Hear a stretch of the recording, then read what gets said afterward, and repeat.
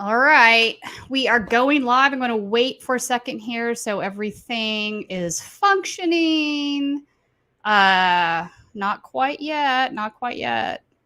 And not quite yet. Now we're working on YouTube. I think we're live on everything else. All right, we're good. Hey, everybody. It's Friday, August 4th. I'm Tina-Desiree Berg. And that means it's time for the right-wing insanity report. Lots to talk about today. We've got more on Trump's indictment. We're going to talk a little bit about some of the protests that happened yesterday. John Farina was at the one in Washington, D.C. and interviewed some folks. We'll play some of those clips. Then we're going to talk about a piece that I released this week on Daily Dot about a Proud Boy who has now murdered somebody, has a long history of gun offenses, including making ghost guns. We're going to talk about him. And then we're going to get into a conversation about what you call these Nazi Bolsheviks, Nazbols, who are very much anti-war, but also embrace a nationalist sort of neo-Nazi ideology.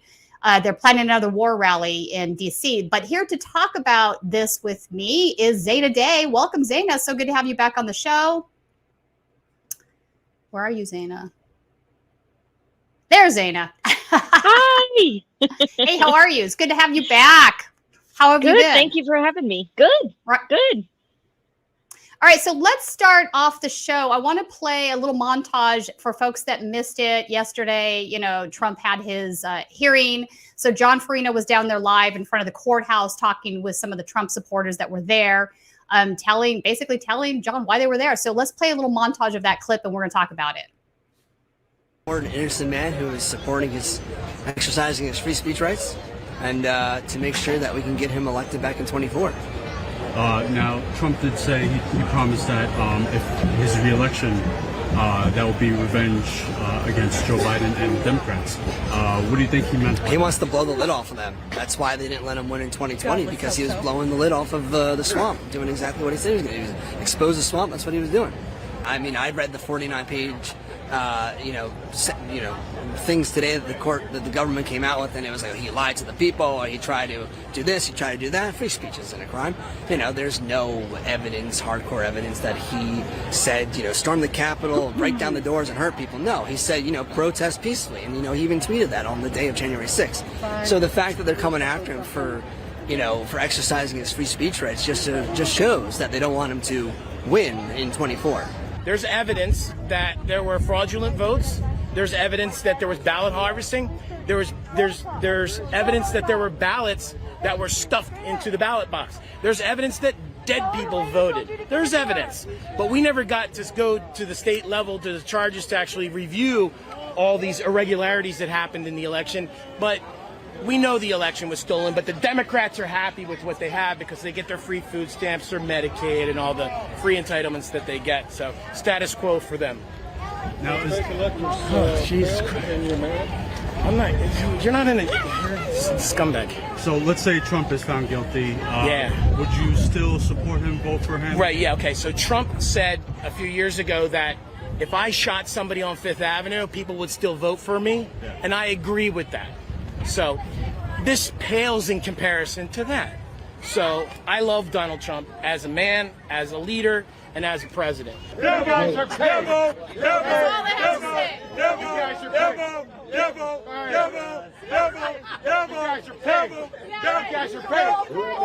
paid. Don't come near me. You guys are paid.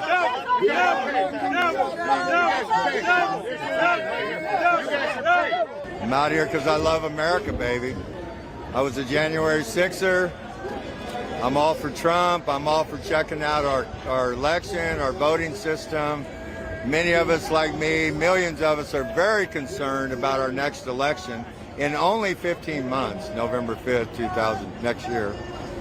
We're very concerned that it could be a similar routine, if not even worse, where they can just cheat and manipulate numbers just so they can pull it out. There were 60 some odd court cases, many of which were Trump judges, and they found nothing. So quick. They didn't all the judges are on the take. They're all part of the deep state. Pretty much. They didn't want to bother with it in the environment that we were all in. They didn't have balls enough to do it. Just like Pence didn't have balls enough to do it. We needed the election we just needed the election looked at, and it would have been better for us all. Pence can't even be around a woman. Yeah. I'm not here to talk about personality. Come on, man. No? You fucking interrupted an interview, you piece of fucking shit. Simmer down. Yeah, you piece of shit. Fuck you. Fuck you. I don't like people like you. You're the problem. You walked in right on an interview. You people do that kind of bullshit. You people? Yeah, What does that mean? people that don't give a shit about America, that play this fucking attitude. I don't care about right America. Here. I get sick of this arrogant attitude right here. We all do. Do you know for a fact how U.S. inflation compares to other comparable G7 nations at the moment? Just give up. I don't. Okay, well, it turns out that inflation is actually lower in the U.S. than all other combined Western European countries right now. I'm not surprised. And look at their countries. They're a shambles. They have 60, 70, 80% taxes. But if inflation is all Joe Biden's fault, then why is inflation higher in all these other countries? This country has done a great deal. We've had responsible adult leaders who have not overspent outside the... I mean, that's not true. There's been overspending, too much overspending. But our high point was about $3 trillion a couple of years ago. Now it's $6-7 trillion. It's devaluating the dollar. Okay, that's not what I asked. What I asked was, if Joe Biden is responsible for inflation, then why is it even higher in all these other countries where Joe Biden has nothing to do with their policy? Their own spending policy. Do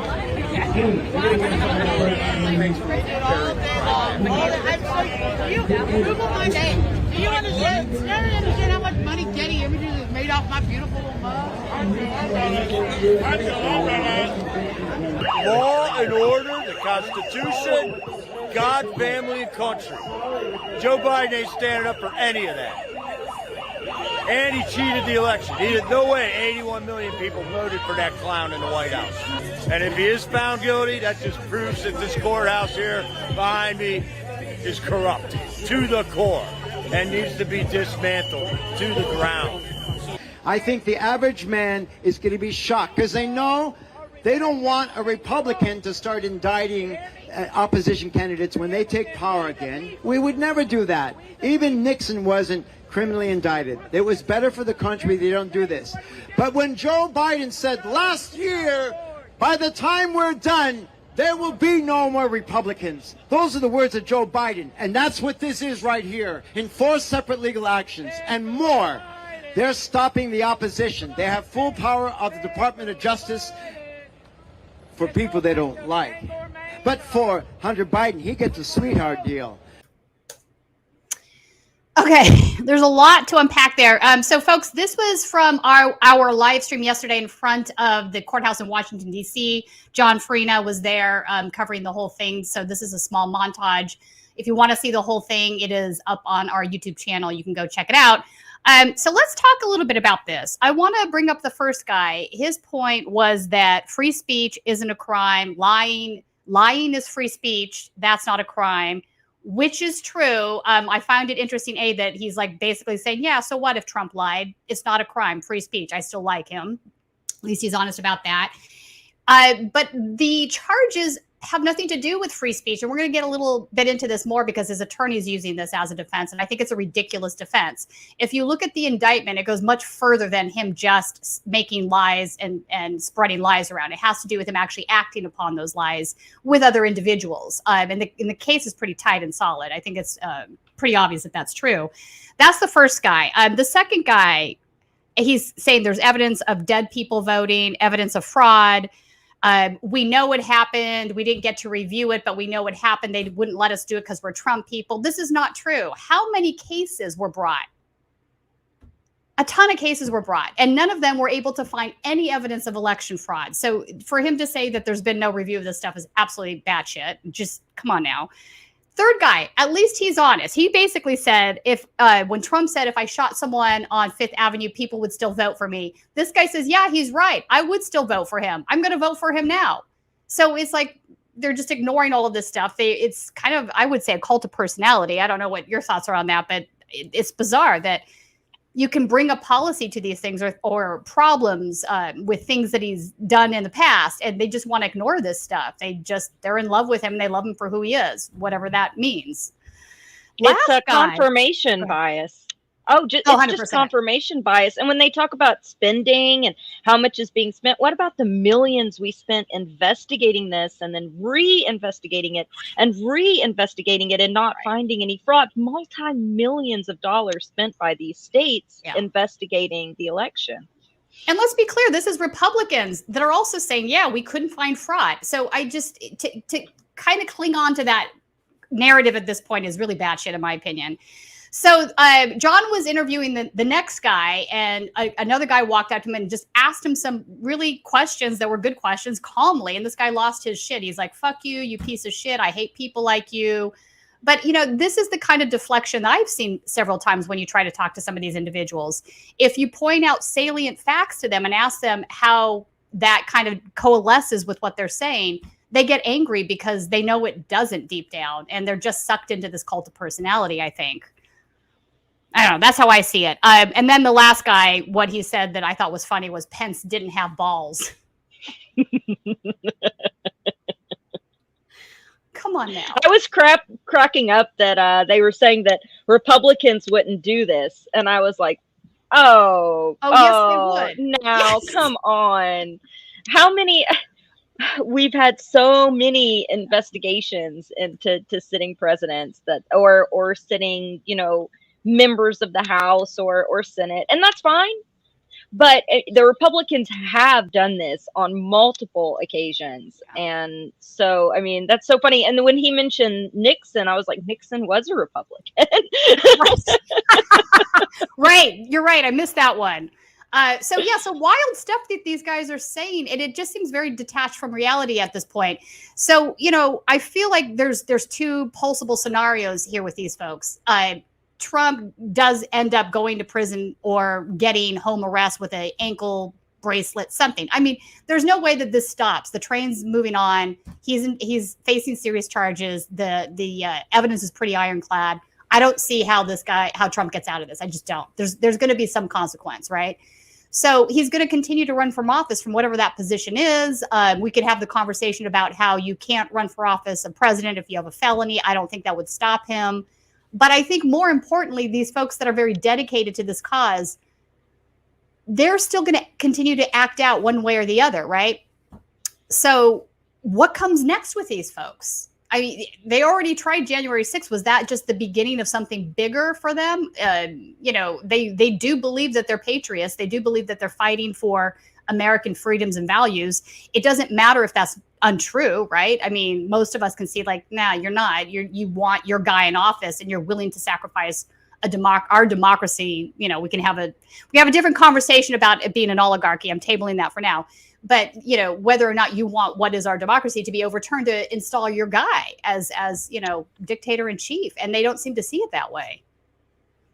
It's true. And I worry because, you know, we saw the rise of what happened, you know, in Gamergate.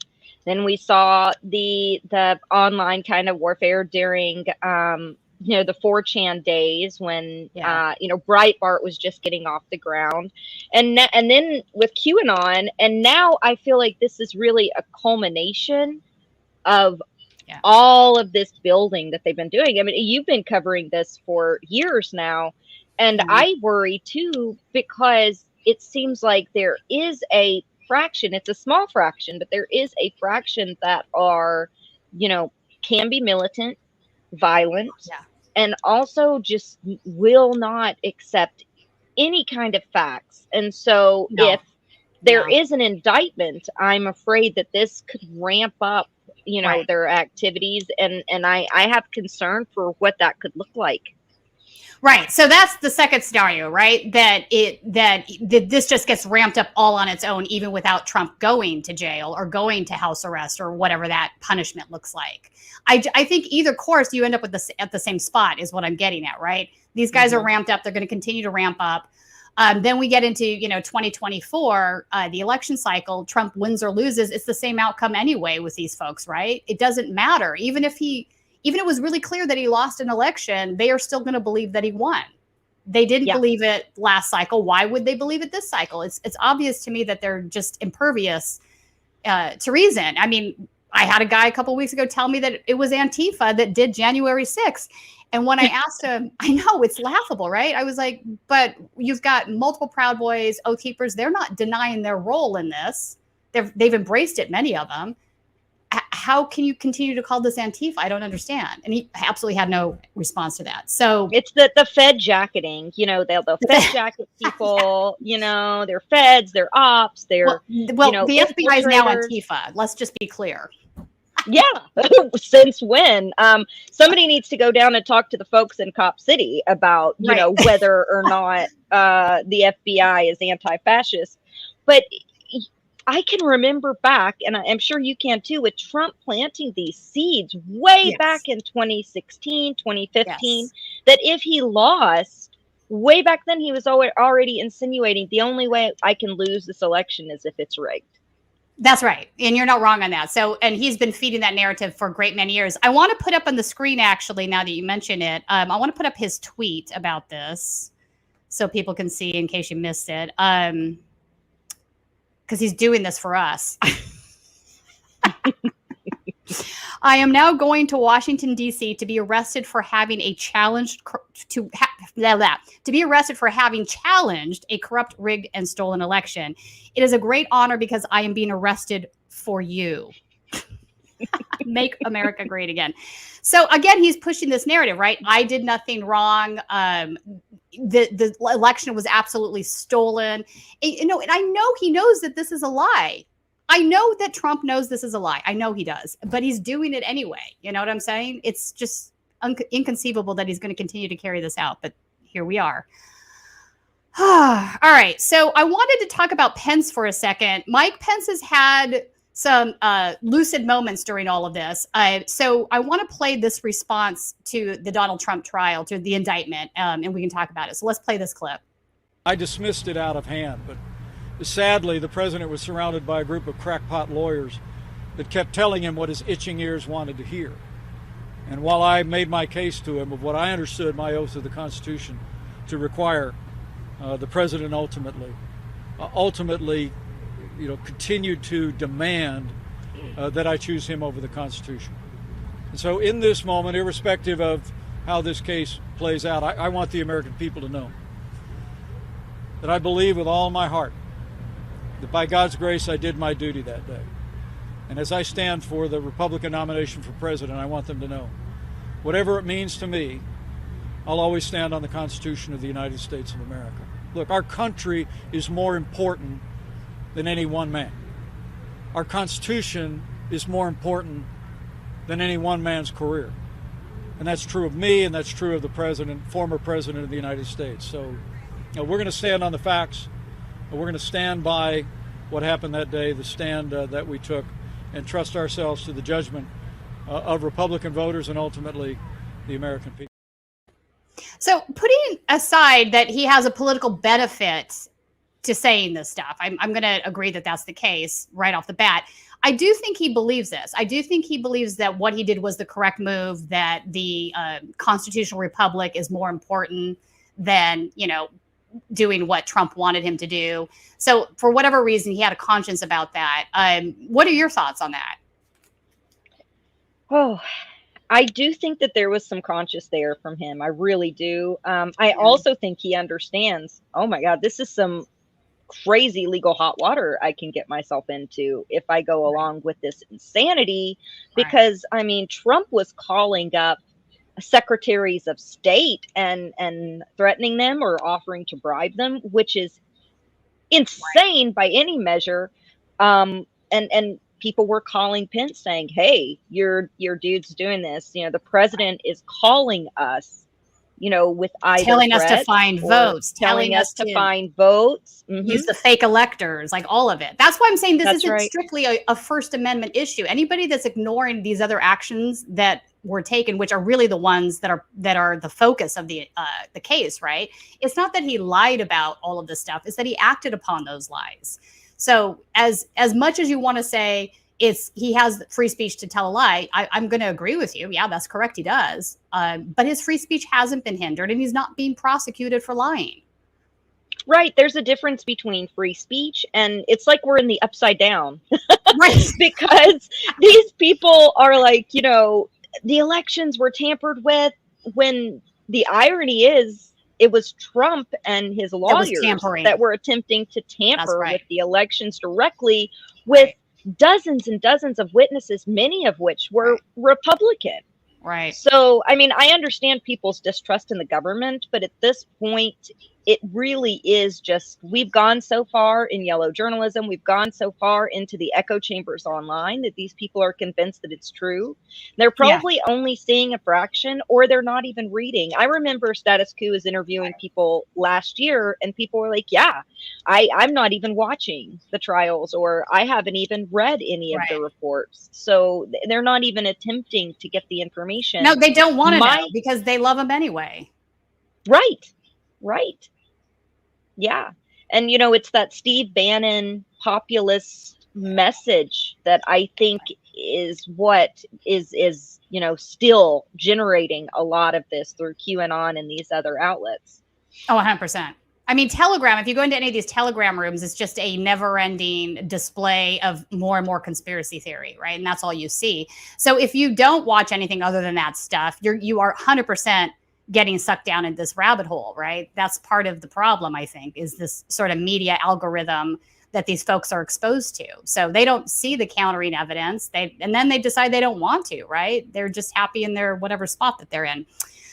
It's politically telling, though, that Pence has gone this way and is running for office because, Pence is looking at, he's looking at polling, and he has an insider view on where the average Republican voter, even though those numbers are a lot smaller than they used to be, where they stand on things.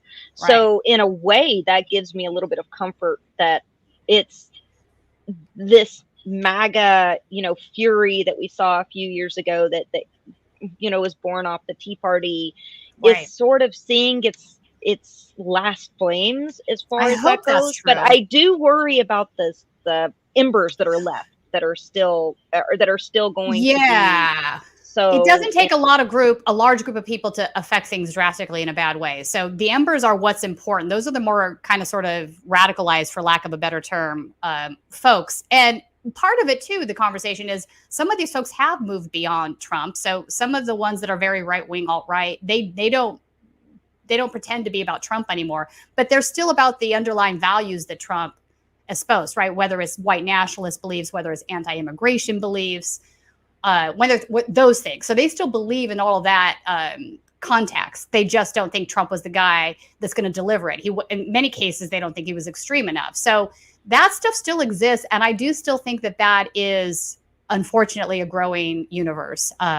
Especially when you look at them, which we'll be talking about later just a little bit, but the Mrs. Caucus, with their takeover of the Libertarian Party and their sort of right-wing bent, they pushed away from Trump, but it's that same they're like a socialist ANCAPs, neo-Nazi.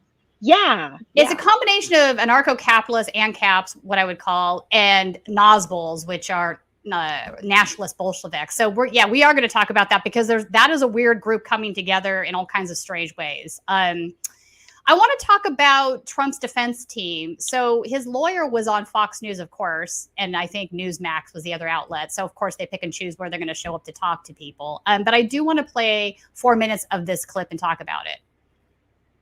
Joining me now to unpack all of this is John Lauro, attorney for President Donald J. Trump. He was there in the courtroom today. John, they want this trial to be speedy. This was repeated all day long on the other cable networks. They want it to happen before the election. What does that tell you tonight?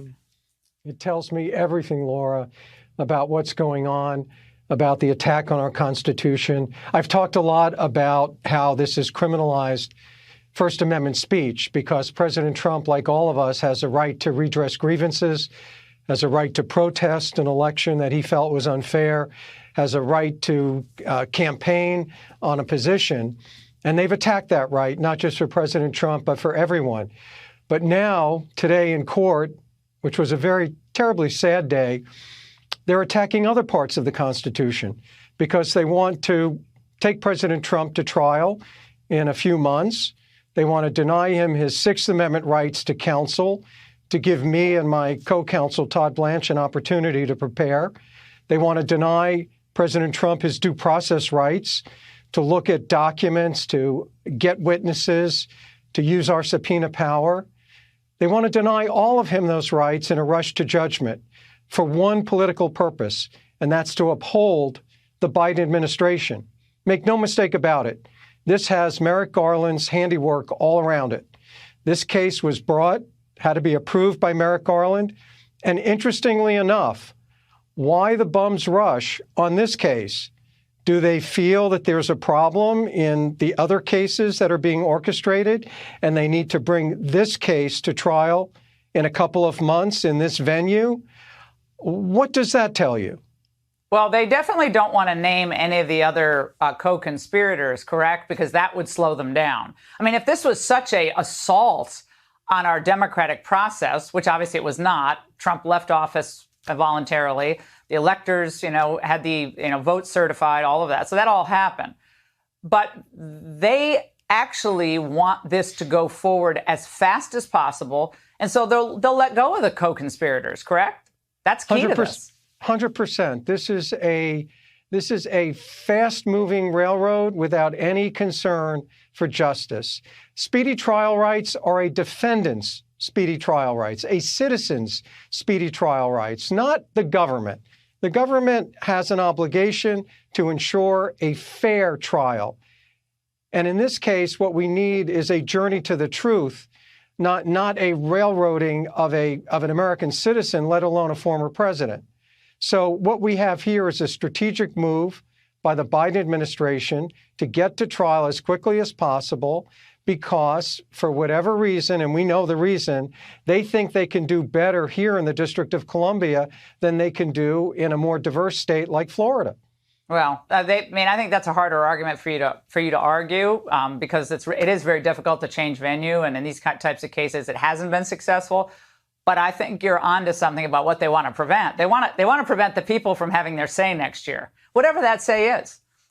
Bill Barr, the former attorney general, no love lost, obviously, between Trump and Barr. He disagrees with the free speech defense, and this is why. They're not attacking his First Amendment right. He can say whatever he wants. He can even lie. That does not protect you from entering into a conspiracy. All conspiracies involve speech, and all fraud involves speech. So, free speech doesn't give you the right to engage in a fraudulent conspiracy. John, your response to that? Laughable. Absolutely laughable. What's the fraud? Tell me what the fraud is. What's the fraudulent speech? Where do we begin, bro? So that infamous anti-fascist lefty known as Bill Barr actually is correct here, in my opinion. And I'm making a joke here because William Barr is very much a right-wing Republican. I want to bring up this whole conversation about a speedy trial, and I'd be curious to hear some attorneys' opinions on this. So a speedy trial is a constitutional guarantee for any defendant. And yet at the beginning of this conversation, they were trying to basically say the government's pushing for a speedy trial, not Trump. And that means it's not correct. And that means it's infringing on his constitutional rights, which kind of seems backwards to me a little bit. What were your thoughts on that? I started thinking about the people that have to sit and whittle away in jail while waiting for a trial to happen because they can't make bail, right? Juxtaposed to Trump, who wants to drag this out, spend more tax dollars, just so that it can go past the election cycle. So a speedy trial is what I agree with a just trial, but a speedy trial and a just trial can and should be what we're always striving for in the justice system. So to me, I thought that was ridiculous. It was ridiculous. Exactly. So you agree with me. I thought it was like, wait, are they trying to say that speedy trial is an attack on his constitutional rights is actually a constitutionally guaranteed right? This is just bizarre that they're making this argument. They're doing Gish Gallop, gymnastics over there. Right? Just, I know. It's like typical pretzel Trump logic lawyer going on. Yeah. And then And then she says to him that she lists all these things that happened, right? So, Biden was put into power, Trump didn't stay, it's fine. Nothing. She's ignoring the fact that he tried to stop that from happening. That is what he is facing trial for. Just because the right thing ultimately did happen doesn't mean that Trump didn't try to stop that from happening. And that's the point. I just don't understand. This is why Fox Newsers are just not well informed. I mean, I don't understand how you could watch that clip and be like, I am so turning into this news channel every day. The right wing loves to use the First Amendment as this blanket thing to cover up for any of their wrongdoings. I had a First Amendment right to break my oath of office, for instance, which is essentially what Trump has done. By all the things that we had mentioned before, it's a weird conflation. You're right. Yeah, and Bill Barr, which I thought was crazy hearing it from him, he was correct. There is a difference between First Amendment speech, which is protected political speech, and between fraud. And when you think about it, I honed in on something really interesting. Laura admits that there are co-conspirators. And then she's like, why aren't the co-conspirators being charged? And I was like, so you're admitting there was a conspiracy. And they still might be. I mean, who knows? That could still happen. Yeah, for sure. I mean, and there's been a lot of people subpoenaed to come in and speak who were involved. Some people shielded by their lawyers. So there's still that wall there until the trial actually starts to get all of these, to get testimony from everyone. So that could open up another box, that can open up another can of worms where you will see future people being indicted because of this trial. Oh, I agree. There's still a lot to come that we have not seen yet. So I wanted to turn now to Rolling Stone. They published this really interesting article. Hang on, let me pull this up. Hang on. There it is. All right, sorry. So let's pull this up, Colin. This is the Rolling Stone article. Jack Smith has an indictment. Trump has a massive plan for revenge. But of course he does. All right. I'd be more shocked if he didn't. But they did kind of a deep dive into some of the things that are happening in the background here. And it's so on brand for Trump, and it's some interesting stuff. So Donald Trump is a long, long way from winning the GOP primary. Hang on. Why is this not? Oh, no, it wants me to subscribe. Uh-oh. I was able to access without a subscription this morning, and now it's behind a paywall. You know what? I can read it from the screen. Let's do that from the YouTube screen. All right. Is a long, long way from winning the GOP primary, let alone retaking the White House. But he always has revenge on his mind, and his allies are preparing to use a future administration to not only undo all of Special Counsel Jack Smith's work, but to take vengeance on Smith and on virtually everyone else who dared investigate Trump during his time out of power. Rosters full of magnified, I love this term, magnified lawyers are being assembled. Plans are being laid for an entire new office of the Justice Department dedicated to election integrity, which is like, are you kidding me right now? Because it's actually the opposite. You know it. An assembly line is being prepared of revenge-focused special counsels and special prosecutors. Game plans for making Smith's life hell starting in January 2025 have already been discussed with Trump himself, and a fresh wave of pardons is under consideration for Trump associates, election deniers, and the former president boasts for January 6 rioters. So none of this is shocking, but can you scroll down a little bit, Colin? So we're going to get into, so they did a deep dive into some of the plans that have been floating out there. I have no idea. Hang on. There's a delay here. They've been wanting that elections integrity department for a long time. Exactly. And it's the exact opposite. It's going to be like all the ways in which they can cheat or all the ways in which they can do voter suppression against groups that they don't necessarily agree with. All right, so the preparations have been underway since at least last year, with Trump being briefed on the designs by an array of attorneys, political and policy advisors, former administration officials, and other allies. The aim is to build a government and, oh, hang on. I forgot there's a delay in the live stream and it just went away. Sorry, Colin. I don't know why they put that behind a paywall for us. Rolling Stone trying to get that money. I know, and I don't blame them. I get it. Journalism costs money. I just was like, oh wait, this was not behind a paywall this morning. The aim is to build a government in waiting with the hard right infrastructure needed to turn the Justice Department into an instrument of Trump's agenda, according to 5 sources familiar with these matters and another 2 people briefed on them. Trump's spokesperson did not respond to requests for comment. Of course he didn't. Colin, can you leave this Rolling Stone article up on the screen since I can't access it on my thanks. One idea that has caught thrice indicted former president's attention in recent months is the creation of the so-called Office of Election Integrity, which they mentioned earlier. So Office of Election Integrity, you know, in my experience, every time a bill or the name of a new government office or a politician's like pet project comes up, it's usually the exact opposite of what it's called. Yeah. Because they're trying to, you know, sell the public on a certain idea that benefits them, but doesn't necessarily benefit the constituency or the public in any way, shape, or form.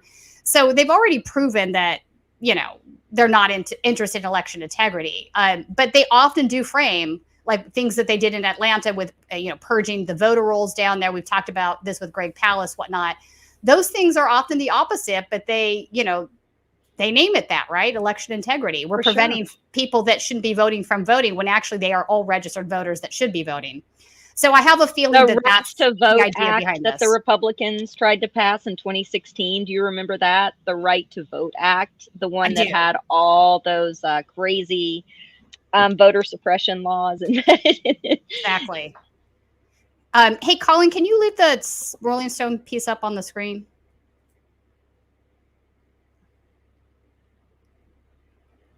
Sorry, guys. I can't access this from behind the paywall.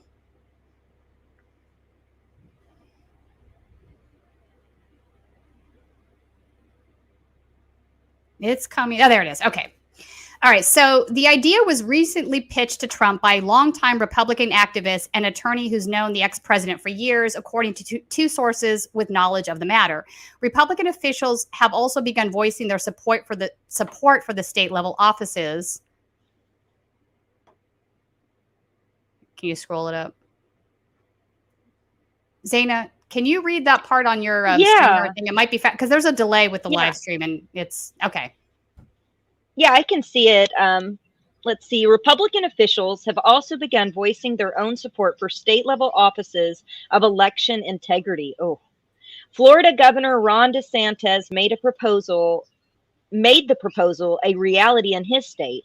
Officials in Tennessee, Missouri, and Wisconsin have proposed the offices, and the Texas Public Policy Foundation, a conservative think tank, proposed a similarly named office.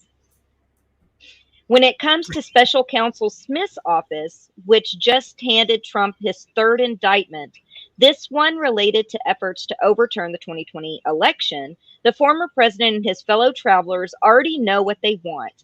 They want the FBI and DOJ to name names. Yeah. Do you want me to go on? Yeah.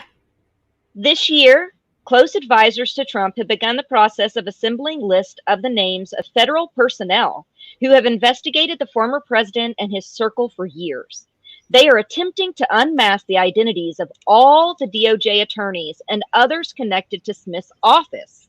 The obvious purpose of this, according to one source close to Trump, is to show them the door on day one if Trump is reelected. And so we know who should receive a subpoena in the future.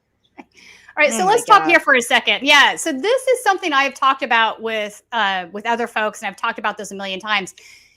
The right wing, the Trump part of the right wing, they don't want law to be enforced universally. They don't see law enforcement as a group that is supposed to be unbiased, that's supposed to apply law universally to everybody in the same way, which should be the goal of having a criminal justice system, right? What they see law enforcement as being is the the arm that enforces their will upon everybody else.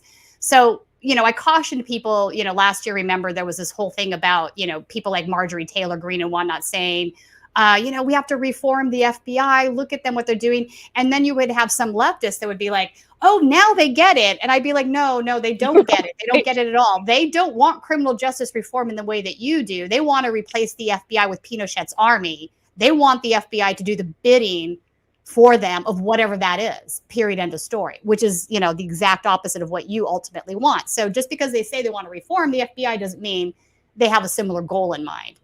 And I think that's very dangerous. I mean, think about the word reform. They're wanting to form it into what they want it to look like. Right. Right. And so just because they say they want to reform it doesn't mean they want to reform it in any kind of way that would actually reel back some of this authoritarian fascist overreach that the FBI has now. Yeah. This is way more fascist. This isn't even this isn't even on the same planet, right? So now you've got Trump and his buddies all making lists of people that they want to go after, and then they're going to use the Department of Justice to go after them. If that isn't like the apex of fascism, I actually don't know what is. And it's very scary that they are, planning this in the open, basically. It's terrifying. These state house election integrity offices terrify me because there's already gerrymandering, and a lot of the states that they listed, the Democrats have already kind of abandoned. So most of the seats in these states are going unchallenged. Right. Yeah. There's and so now if you have a Secretary of State being able to run roughshod over these elections when it comes to everything from federal races to the presidency to local and state house races, right? I mean, we can be seeing something, where half of the voting precincts are closed down. And, there's more gerrymandering, there's more voter suppression. That really terrifies me. And especially knowing that it's coming directly from the Trump orbit is scary, because there's not only an intent to do something in the state about integrity, there's an intent to get these formed so that elections can go in favor of this MAGA wave. And that's scary to me. It is scary because they have no intention of making elections cleaner. They have the intention of doing the opposite. They want to use this to manufacture the result that they want. And I just hope that more people realize that and see how dangerous that is. And this whole witch hunt with Smith's office, that's, I mean, 100%. The right wing love to talk about witch hunts, right? What are they doing? And pulling all the names of everyone that works there. Right? It's true though, right? It's like with this group, every accusation's a confession. It's like, okay. Maybe hold up a mirror. Projection. Folks. It's like Olympic level projection. All right, so let's pull this up and we can finish this article. I'm going to ask Zana for you to read it since I have a delay here. Such subpoenas would, of course, be instrumental in Trumpland's vow to voters that, should he return to power, Trump and his new attorney general will launch a raft of their own retaliatory special counsel and special prosecutor probes to investigate the investigator and to go after the key enemies. As it were, Jeffrey Clark, a former DOJ official and central figure in Trump's efforts to subvert the legitimate 2020 presidential election results, has been on Trump's informal short list for plum assignments, including even attorney general, in a potential second administration. It's crazy. Sources familiar with the situation tell Rolling Stone that Trump and his close ideological allies, working at an assortment of MAGA-prone think tanks, advocacy organizations, and legal groups, are formulating plans for a wide slate of special prosecutors. In this vision, such prosecutors would go after the usual targets: Smith's team, President Joe Biden, Biden's family, Attorney General Merrick Garland, FBI Director Christopher Wray. But they'd also go after smaller targets, from members of the Biden 2020 campaign to more obscure government offices. There's almost too many targets to keep track of, says one of Trump advisor familiar with discussions. Trump and members of his inner orbit have already outlined possible legal strategies examining specific federal statutes they could wield in a Republican-controlled Justice Department to go after Manhattan DA Alvin Bragg, who delivered Trump's first indictment of this year. Wow. Yeah, and the list goes on and on. So, yeah, he's basically openly saying what we've been discussing, that I'm going to weaponize the Department of Justice to go after my enemies. And it's not about, you know, applying any laws in any sort of uniform manner or prosecuting people that did crime. It's like prosecuting your enemies, and for no other reason than they pissed you off. It's insane. I mean, it's just straight up authoritarianism. I mean, these folks 100%. are always talking about authoritarianism in certain countries, or under communism, or under this and under that. Right. And this is literally authoritarianism. But in their world, this is freedom. Like they will literally say this stuff while holding a Gadsden flag that says, "Don't tread on me." Right. The Alvin Bragg thing cracks me up. He's been wanting to go after that guy for a long time. For so long. I mean, there's a lot of people that have issues with Manhattan's DA Alvin Bragg for good reason, but Trump's indictment is not one of those. Definitely not. No, this is just a revenge tactic. Anyway, so I thought it was interesting. This piece was getting into some of those areas where he's already plotting out, if he wins, what he's going to do in retaliation.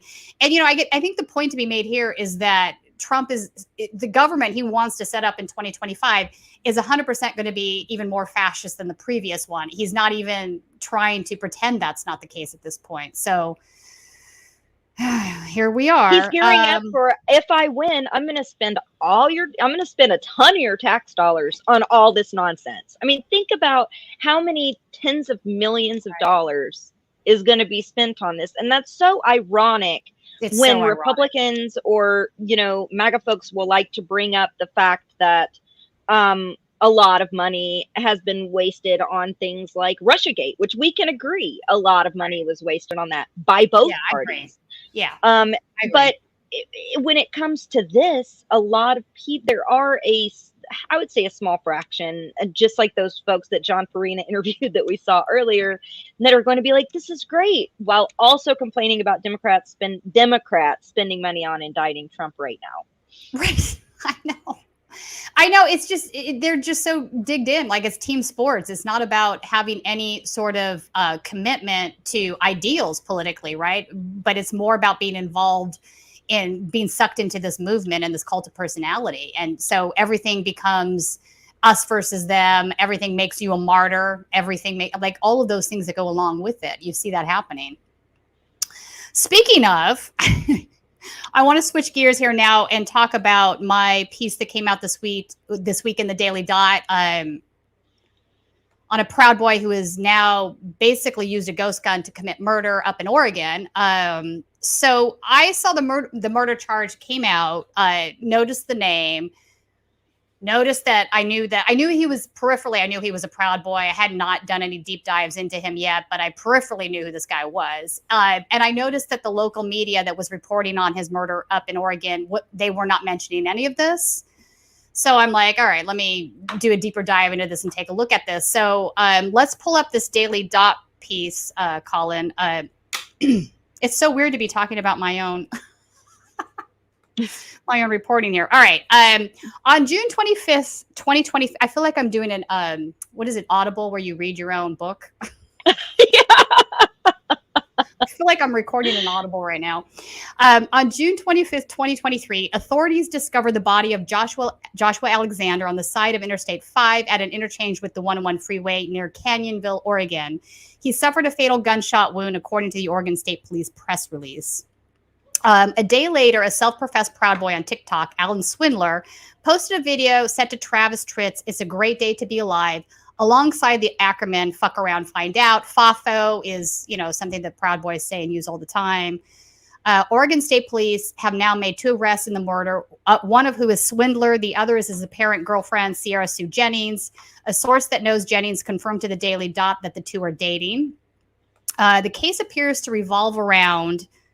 The case appears to revolve around another woman that Swindler had been obsessing over, according to a public Facebook post made by a former friend. Anyone who spent time with Alan this last year would have known how much hatred he had towards the victim.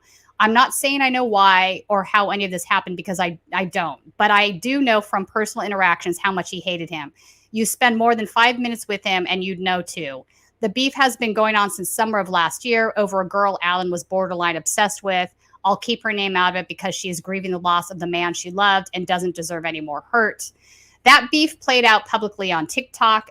Days before the alleged murder, Swindler posted a video of himself with the text, "Fuck Josh Alexander. Tired of his juvenile shit with my ex-douche canoe." He also alluded to a different incident saying, "Knocked you out once already, you ain't shit." So he was basically posting multiple threats towards this victim on TikTok, amongst other things that are kind of crazy, which I'm going to get into.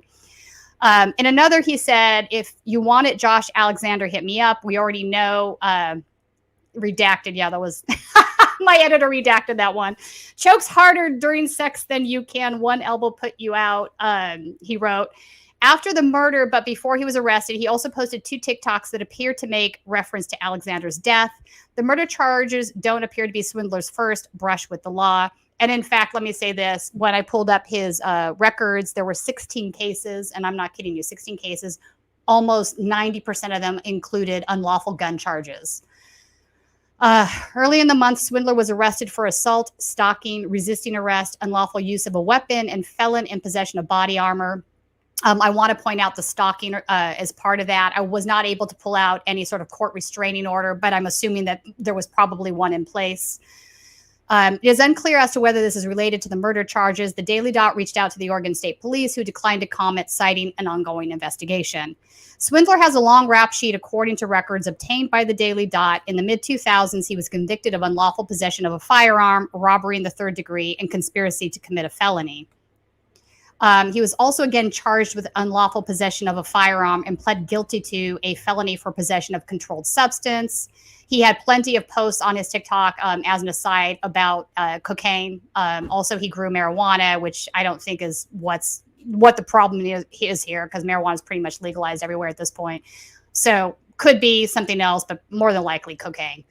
In April 2011, he was charged with unlawful use of a weapon, recklessly endangering another person, pointing a firearm at another, and felon in possession of a firearm. These charges were ultimately consolidated with a second 2012 case. That case included charges for menacing, resisting arrest, and attempting to commit a felony. According to a public Facebook post made by the victim in the 2001 case, Swindler had a restraining order against him at the time and shot his gun into the air as a threat. In the post, she further states that he held a knife to her throat and the neighbors called 911. He served a 90-month sentence at the Coffee Creek Correctional Facility for this incident. Swindler later referenced this time served in a TikTok. 90 months, check my paperwork, you ain't killers, say goodnight to a shooter. That particular video had him wielding a gun and wearing a bulletproof vest and kind of rocking out to some music. Alan has a lengthy history of posting TikToks about his activities. In one, he shared a Google search of himself and his arrest record alongside images of him holding cash and drugs. Sometime after being released, he posted a TikTok about bucking recidivism statistics. That didn't turn out well for him, unfortunately. On November 11th, 2022, he was arrested again for violation of a court stalking protective order, possession of a controlled substance, and attempting to elude a police officer. Shortly after, on December 8th, he posted another TikTok with the text, "Dismissal of everything deuces. Fact, do your job, I'll do mine." To the audio, "I'm not mad with the police at all. I ain't upset with you. Your job is to catch me." And this particular video was shot outside of the courtroom, and he was filming a police car. It was kind of a strange video. The Daily Dot was able to verify his attendance at multiple Proud Boy rallies with known Pacific Northwest and McKenzie River chapter members. The McKenzie River chapter is also in Oregon. It's just a little bit south of where the Portland group would be. And is part of the larger group of the Pacific Northwest. So the Pacific Northwest subchapter of Proud Boys, that includes Washington State ones as well. The Daily Dot, he posted videos to a song with the chorus, "I'm a Proud Boy." He posted a photo montage on August 18th, 2021 that included shots of him stepping on an anti-fascist flag with other Proud Boys, including one with a visible Proud Boy tattoo, followed by him flashing the OK sign that's become synonymous with both Proud Boys and white nationalists. The video is overlaid with the text, "Play stupid games, FAFO." Actually, Colin, can we play the 2 videos that I sent you? I'm going to play 2 videos that are not linked in the Daily Dot article because they haven't been seen as part of this, so this will be new stuff. Anybody that wants to see the videos that I'm talking about, there's links to them in the actual Daily Dot article, so you can go click through on those. But these are other ones. I want to play these 2. The first one is him actually manufacturing a ghost gun. You're going to see a drill press in the front, and then you're going to see the parts on the table adjacent to him. Morning, clappers, afternoon, whatever it is for you. As you can see, I got the light in my face. I got something today in the mail, and if you guys know what this is, we should be friends. Hit me up if you like it. If not, whatever. Trolls be trolls. If not, long live America. 2A supporter right here.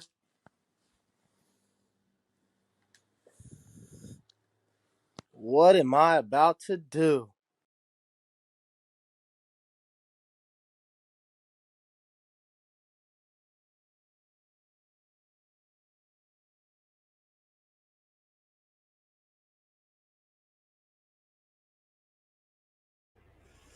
Okay, so that gives you a little bit of what we're talking about here. And that wasn't the only photo or a video that he posted about ghost guns. There were a couple more. So it's pretty obvious to me, he has obviously multiple felonies on his record. It's unlawful for him to carry a firearm. So it might have been in his brain that this is the only way that he could, have one, and he wanted one.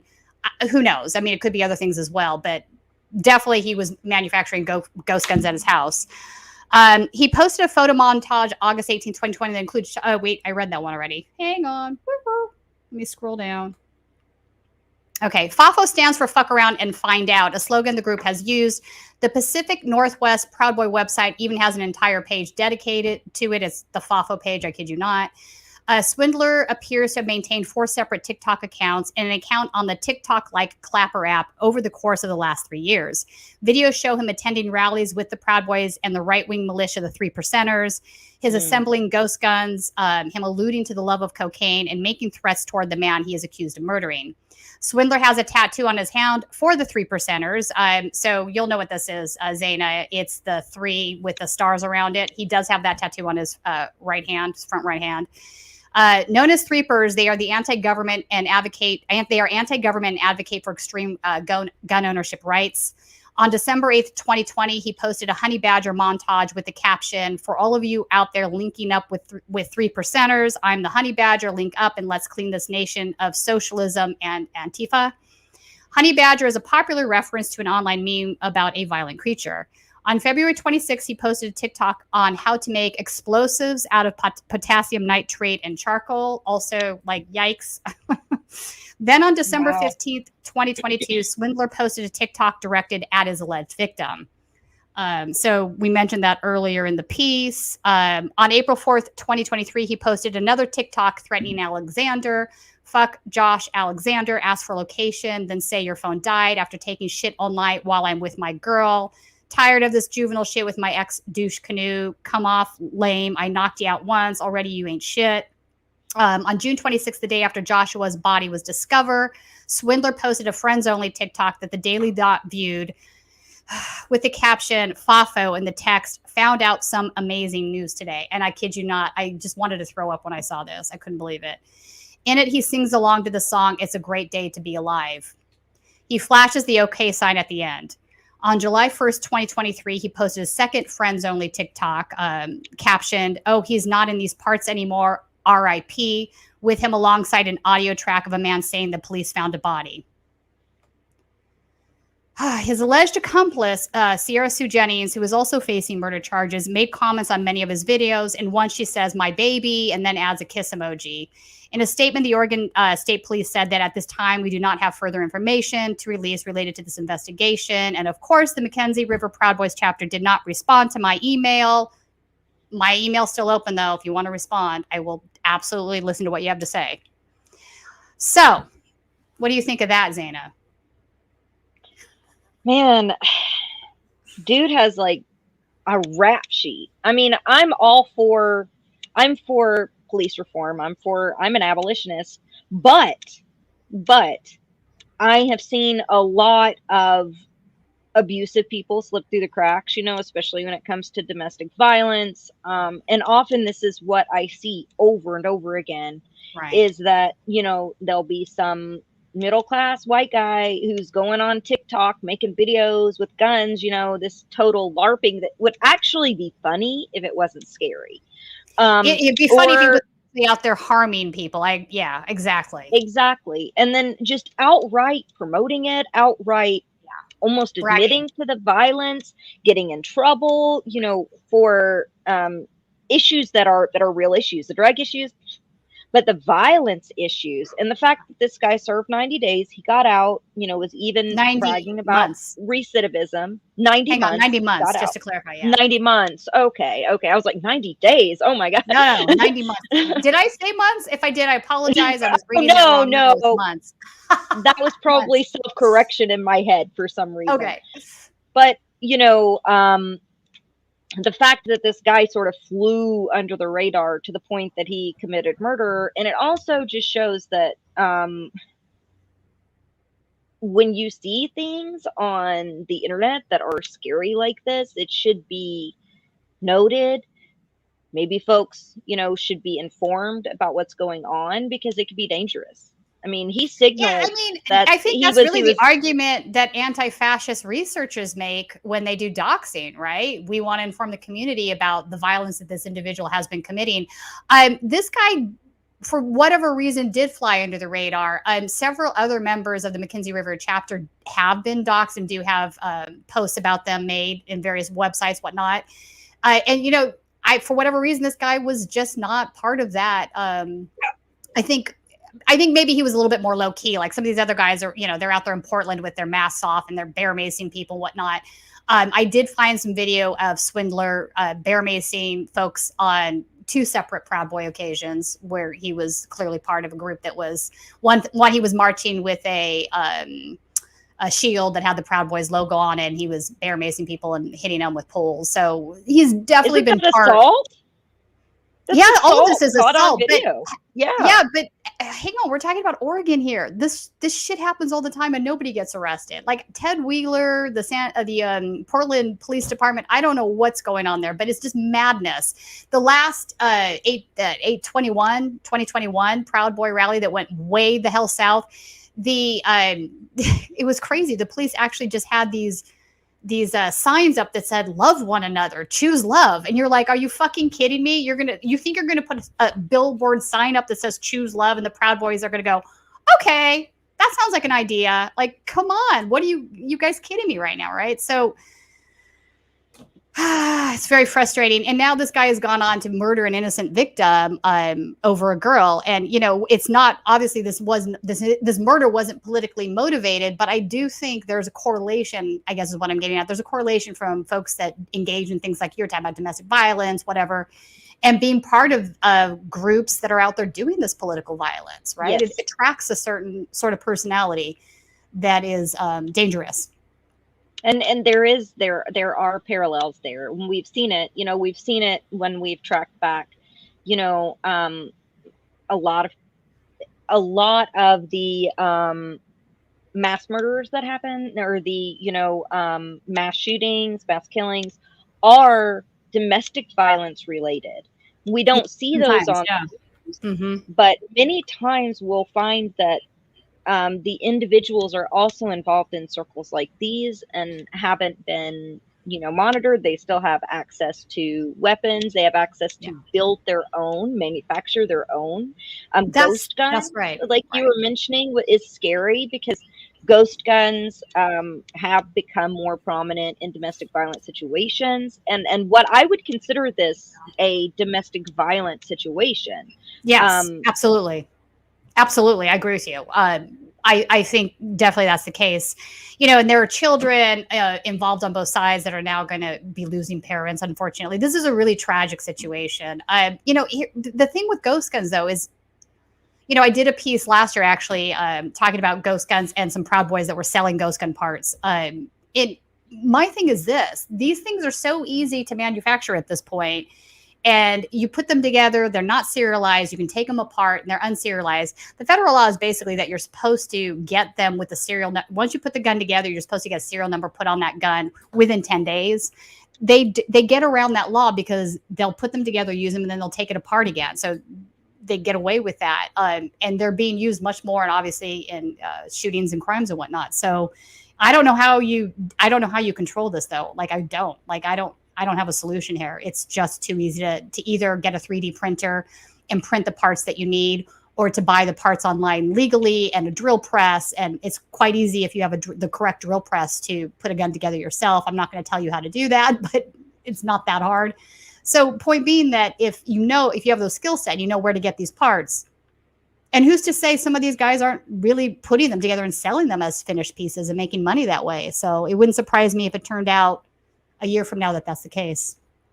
All right. And I would never lay it on the victims, and I don't like to. But if you see this kind of thing online, if you see, your ex behaving in this kind of way, or you see a family member, or you see this happening, either try to get them to get help or try to protect whoever it is that they're targeting, because law enforcement a lot of times aren't going to take this seriously. Now, I'm not calling for violence, but I am saying that steps, No, but you're not wrong. I mean, when you find out somebody had a restraining order, right? And the restraining order, nothing was done. The guy violates the restraining order multiple times over and over again, and nothing's done. You're not wrong.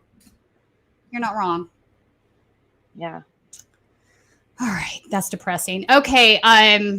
That's a lot of reporting, Tina. Good coverage. Thank you. That was a deep dive. So I want to talk about DeSantis for a second, Zana. This is kind of bizarre, but so on brand for DeSantis. So DeSantis fires back after NBA players protest donation, took a break from bending the knee to communist China because all of my enemies are communist, including the NBA players. Oh, DeSantis. So Florida Governor Ron DeSantis fired back at the National Basketball Association Players Association after it issued a... Oh, that's your dog. God, all of a sudden I was like, wait, what happened there?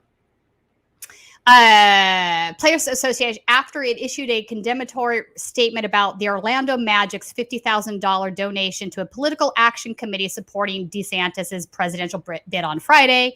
A political contribution from the Orlando Magic is alarming given recent comments and policies of the beneficiary, asserted the NBPA in its statement about the contribution on Thursday. NBA governors, players, and personnel have the right to express their personal political views, including through donations and statements. However, if contributions are made on behalf of an entire team using money earned through the labor of its employees, it is incumbent upon the team governors to consider the diverse values and perspectives of staff and players. And I think they're correct on this. No team should be making a donation to any political person, because I guarantee there are members of that team that are not going to agree with that politician's set of values or whatever. It's just something you should avoid. If somebody wants to do that personally on their own, fine, so be it. But in this particular case, it was on behalf of the players of the entire Orlando Magic team. So DeSantis, of course, has to respond to this, right? He cannot just go, okay, maybe they've got a point here. I'll take the $50,000 another way from whoever wants to give it to me. DeSantis responded on Friday by attacking the NBA for its efforts to placate the genocidal Chinese regime. Like what? As well as for kneeling during performances of the national anthem. It appears the NBA took a break from protesting our anthem and bending the knee to communist China to chirp about my policies, is what he said on Twitter. Oh, God. Yeah, okay, DeSantis. He had to ladle in all those buzzwords and virtue signals. Right. But that's exactly what it is. It's all buzzwords. Like, none of this makes any sense. It's like, just be like, okay, I get it. Anyway, wanted to bring that up because I thought it was kind of hilarious. Now let's move on to what we kind of alluded to at the start of the show. There's an upcoming rally. So fourth positionists. We've talked about third positionists on the show. Now we're going to talk about fourth positionists. These are Nazbols, right? Nationalist Bolsheviks. Or, Lyndon LaRouche, we've talked about him on the show. We're going to talk about him a little bit more today. This is a guy who ran for president as a Democrat, believe it or not, 8 times, who is incredibly fascist, but he has a very very hardcore group of followers that have been loyal to him. And LaRouche has spawned out all of these, various organizations that kind of work for his policy ideas. So part of his policy platform has always been anti-war. And I do think anti-war is good. I think lots of people think anti-war is good. That's not the problem, right? The anti-war position is not the problem. It's the other positions that are really problematic. And sometimes with nationalists, the reason they're anti-war is not because they really give a shit about war or killing people or any of that. It's because they're nationalists, right? They want their money spent at home. America first means exactly that. America first is anti-war because they want to be isolationists for all the wrong reasons. You know what I'm saying? Mm-hmm. It's similar to what you were mentioning earlier about Marjorie Taylor Greene calling for reforms. Sounds great. We want the IRS reformed. We want the CIA. I'm for the abolition of ICE and the Department of Homeland Security because it was only founded 16 years ago after the under Iraq George War. W. That's right. Under George W. There's no point in even having those. Those are new. We don't need those departments. They can go away. I agree. But and therefore that too. But they take an Alexander Dugin. He was a Russian philosopher who believed in the fourth position theory, which the LaRouche also adopted. And in that, it's exactly what you're saying. There's a lot of sort of leftist views mixed in with right-wing fascism. Yeah. Mixed in with right-wing fascism. And that's why a lot of people equate it to being similar to Nazism or neo-Nazism. Yeah, 100% it is. It's where a lot of you guys have heard what's called economic reductionism, right? It's where they boil it down to just economics is the only problem. There is no problem with with the way minorities are treated. There's no real problem for the LGBTQ community. We got to get rid of all this woke politics, and we need to focus on just the economy. But if you start looking at the economic policies that are being pushed for by the LaRouche, for instance, who had a defeat green fascism summit and back in October of last year, and they invited Jackson Hinkle, Haz al-Din, the MAGA communist to speak, Caleb Maupin, CPI. If you guys are not familiar with him, he's another we'll be talking about. But they invited all these people to speak. It was held at BlackRock. Of course it was. It was sponsored by all these organizations, and they were pushing for what they call mass production of oil and gas and the Belt and Road Initiative, which the Belt and Road Initiative in itself isn't bad, but they were pushing for more gas production, for national independence of oil and gas and fracking. And so what we're looking at is a very right-wing, even economic theory in a lot of ways, and a very right-wing social theory when it comes to nationalism and economic reductionism. And at the end of the day, it's very akin to National Socialism, which is Nazism. Just going to put it out there. I don't like going around the world Nazi. No, but that is Nazi. But National Socialist is Nazis. That's exactly what a NatSoc is. I agree with you. I think fourth position, if it looks like a duck, walks like a duck, quacks like a duck, it's a duck. So they identify as nationalist Bolsheviks. I call them Nazbols, which I think is Nazi Bolsheviks, because that's what it is. Let's just call it what it is. So some of the folks you mentioned, I want to pull up. Should we do the Humanity for Peace rally first or the LaRouche thing?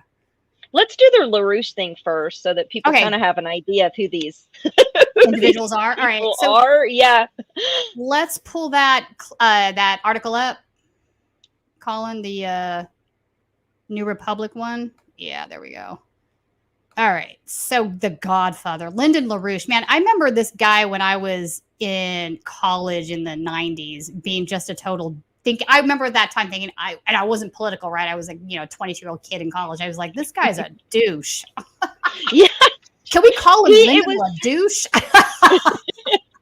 He was a proponent to a certain extent of Reaganomics, which is really ironic. And as you'll see in the article, he ran for president. He lost.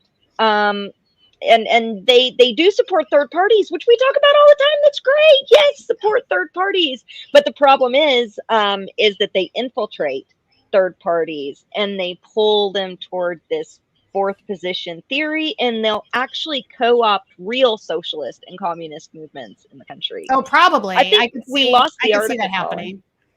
All right, yeah, let's pull that up. All right, so Lyndon LaRouche was the godfather of political paranoia. That's a good way to put it. His cult is still alive and well and unwell. Wait, whoa, and unwell. I see what they did there. Years after their leader's death, LaRouchies are still pushing their fascist politics. This is a great headline and is pretty accurate.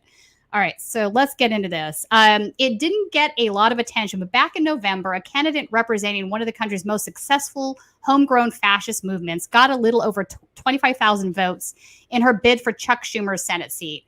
This was Diane Sawyer, who in a campaign video taken outside Federal Hall on Wall Street named as a main qualification her quote-unquote 32-year association with the greatest economists and statesmen in the United States has yet to produce the late Lyndon H. LaRouche Jr. Good God. The way she delivered the line, positioned as she was beneath the bronze crotch of George Washington, speaking with the dead-eyed adamancy of someone well-practiced in the arts of political irritation, it was a little as if she were daring you to laugh, which we just did. And how could you not? Just a little. I mean, yeah. A LaRouche on the ballot in the third decade of the 21st century. Yesterday's cranks still doing their thing in the age of Q, their thing being in part to shirk in the middle of town halls, hector people from their little stands in public parks, put Hitler mustaches on photos of President Barack Obama, declaim against the Queen of England for having been the most prolific drug dealer this side and probably that side of Pablo Escobar. Like, really? And continue carrying the torch of the once ubiquitous paranoid gadfly candidate to end all gadfly candidates. This is true. He ran for president 8 times, folks. LaRouche still walk among us, embarrassing undead artifacts of another era's grotesque folly, like Henry Kissinger or the Bay City Rollers. Hey, now, I like the Bay City Rollers. Back off on that. Too. God love him, you almost want to say. I do like the Bay City Rollers. I love the Rollers, not so much with Kissinger, though. No, Henry Kissinger we can do without. He's the biggest war criminal ever. All right, Sari brought home 0.5% of the vote. She was rooted by blank ballots, but winning elections was never really the point for the LaRouchies. Even in their heyday and elsewhere this fall, they are the signs that LaRouchianism was having a small moment. So yeah, again, they're about pushing the Overton window, which you sort of mentioned. Here was Sar swinging at softballs from her post-left YouTube screamer Jimmy Dore. Oh, good God! Of course, no. Say it isn't so. That's. Have a moment. All right. There were staffers and compatriots heckling Alexander Ocasio-Cortez and lambasting Ilhan Omar, among others, over their votes to send military aid to Ukraine. Allowing themselves to be styled in the press as delusioned anti-war leftists, they rope-a-doped AOC and Omar into denouncing them as Russian stooges. For a moment, the squad members were left looking like evasive, hippie-punching warmongers by a group that made its bones in the 1970s, attacking leftists with nunchucks. Not kidding, literal nunchucks. This is true. Can I add this really quick? And their protest looked awesome because we all wanted to say, AOC, why are you sending this money to Ukraine? And you know why? But the thing that people need to realize is, I'm all for that message, right? The message, the anti-war message. However, if you start listening about their message, it's not an anti-war message. It's a let's have this war go the way that we want it to go with Russia message. Right. And it's also trying to shepherd people into the LaRouche by normalizing them through these types of protests on something that we know is popular. For instance, the KKK used to hold anti-war rallies during Vietnam to try to recruit people into the KKK. This was extremely common. So people say, well, look at the message, not the messenger. we'll I think just you need to read look at on both. here. We need to look Yeah. at both. Yeah. You can look, and you can look at both. Come on now. I think you're right. There's often often what's not being said is important too. 4 years ago, the Grand Poobah went to that great airport table in the sky. LaRouche was invariably described in obits as a cultist and eccentric. Indeed, he was a wackadoo perennial presidential candidate who kept saying weird stuff about the Rockefellers. But from the vantage of the present, LaRouche doesn't seem so out of step with the country's politics. And the diminishment of his group over the past couple of decades, in the 1980s, LaRouchies raised hundreds of $millions and even won a couple of primaries. This is true. It was scary true. All while maintaining a massive private intelligence operation and insinuating themselves in the Reagan administration by promoting the Gippers Star Wars program. Doesn't look like marginalization anymore so much as reabsorption. Interesting point he's making there. And you brought that up about Ronald Reagan, right? So being involved in his economic policies, which were devastating for the country. We're still feeling the effects of that. And they're old flyers and stuff. If you look them up, you'll see that back then they were like, because we were in the middle of the Red Scare. We were in the middle of the Cold War. So a lot of their propaganda that they had at that time had the big posters with, we are going to die tomorrow in a nuclear war. Right. So we have to put everything else that's going on aside, join the LaRouche, let's unify the right and the left. But they were always talked about unifying the most fringe of the two radicals. Right. And let's come together and let's defeat nuclear war, which, sounds like a good message on the face, but really it's just like any other cult that has a message that feels good, that feels right to get people in. And then once you get in, you're like, wait, I didn't sign up to be a Nazi. Exactly. What's going on? Exactly. We're going to talk about this, but he's had an organization that has been a Holocaust denier organization. I'm talking about the Schiller Institute, or in the very least revisionism, right? So a lot of anti-Semitism. And so yes, there is definitely, if you lift up the hood and look, there's some scary stuff in there. So LaRouche was born into his conspiracism. His parents were Orthodox Quakers in New England, but these were not the serenely tolerant Quakers of popular image. In his definitive Lyndon LaRouche and the New American Fascism, Dennis King reports that the couple were ferocious sectarians who accused their co-religionists of closet Bolshevism and embezzlement of religious funds. In a way, it was the organizing conceit of his life, the war on the enemy within. A self-described hardened Trotskyist. I did not know he described himself as a Trotskyist. I kind of find that shocking. They do, but a lot of Duginists describe themselves as Trotskyists, but they're actually Straterists, which agree. So no argument from me there. One of those things, like, how we were talking about how our government will label things something that sounds good, but then if you look, as you said, under the hood, you'll realize, oh wait, these aren't really Trotskys. And if you guys, for those that don't know, Trotsky was one of, he had continued Karl Marx's ideas of an egalitarian state and socialism or communism, in a certain form afterwards. But he was also anti-authoritarian, where there was more of a wing that kind of went toward authoritarian. Trotsky went away from authoritarianism, which is ironic because the Schiller Institute is. Well, I would say LaRouche is an authoritarian, so that's why this doesn't make sense to me. Like, how is he a hardened Trotsky? Like, that makes zero sense. Straterists, 100%, because those guys are very much, racist pieces of shit that are anti-Semitic. That's their whole stick. They might as well be Nazis. But anyway, we're delving into probably philosophy weeds that nobody cares about but us. Exactly. All right, moving on. So he was a member of the 1948 to 1963 of the Socialist Workers' Party, a group that was red-baited and factionalized into oblivion, after which he stayed hardened, but let the Trotskyism slide. Okay, now we're getting somewhere. So at some point, he did become a fascist authoritarian. All right. So in 1968, he led a group within Students for Democratic Society, the SDS, who we all know from the trial out of Chicago, the Democratic Convention where people were beaten up and the Chicago 8 were put on trial. So that's the SDS. that broke with the larger organization over the pivotal Ocean Hill-Brownsville teacher strike in New York City. The strike pitted Black and Puerto Rican parents pushing for community control against white educators. LaRouche's group took the teacher's side, a sort of paleo anti-wokeness that feels a little less paleo when you see the strike signs. Stop teaching race hatred to children, one read. Wow. There you go. You can see where they're kind of folding into what's happening today, right? 100%. Yeah. Of course, they're going to side with the racist teachers, right? That's what's happening here. And, out of the SDS also came the Weather Underground. So Bernadine Dorr, that group that planted a bomb in the Pentagon. Table that for another day. Drummed out of SDS, the faction rechristened itself the National Caucus of Labor Committees, a name that seemed designed to roll off the tongue like a metal file drawer, perhaps deliberate in its blandness. Things got fashy in short order.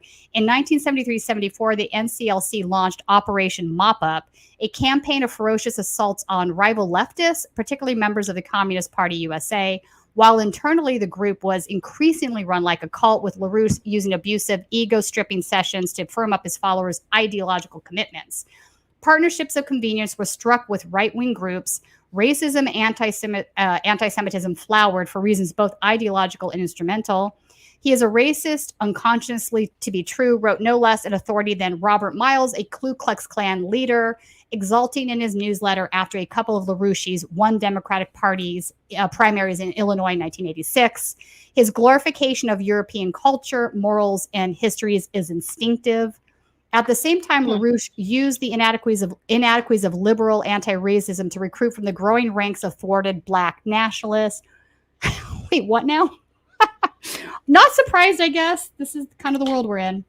Strange. We're seeing. I mean, all of this that they're describing here. We'll see it in just a minute, but all of this is happening all over again.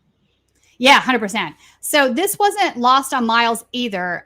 He mixes his forces while having Blacks and Jews in his ranks, but then so did every conquering army in history. This is true, right?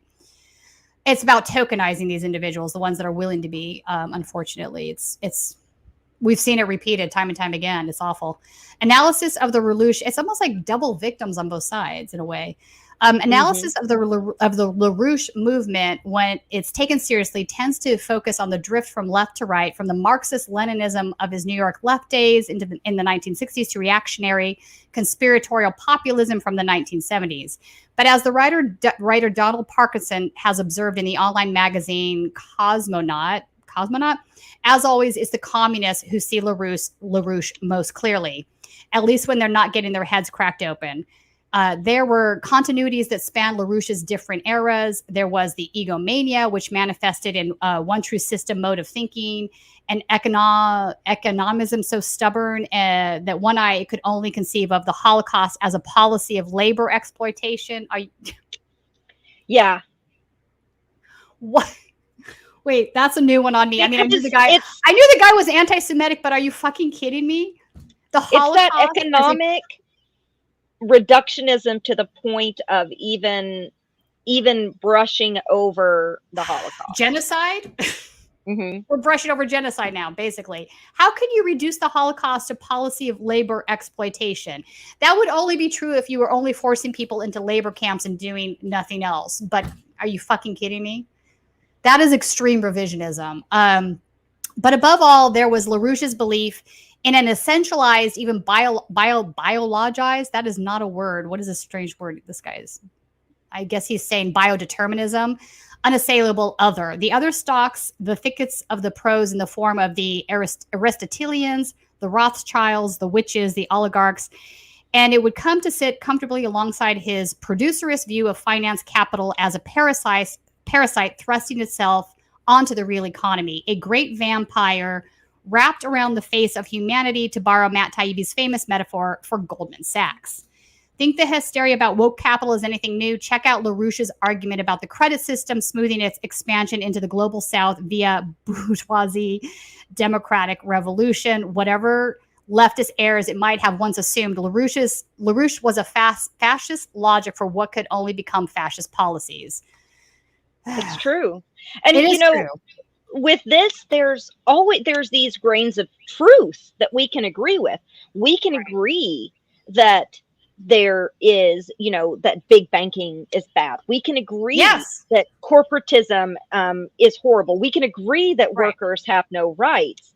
However, it reminds me of, I don't like using this analogy, but it does remind me of Europe in the early 1930s, when we saw that fracture between, the folks, the conspiracy theorists who were blaming everything on the Jewish population, and we're blaming it on people with disabilities, and we're blaming it on the disenfranchised.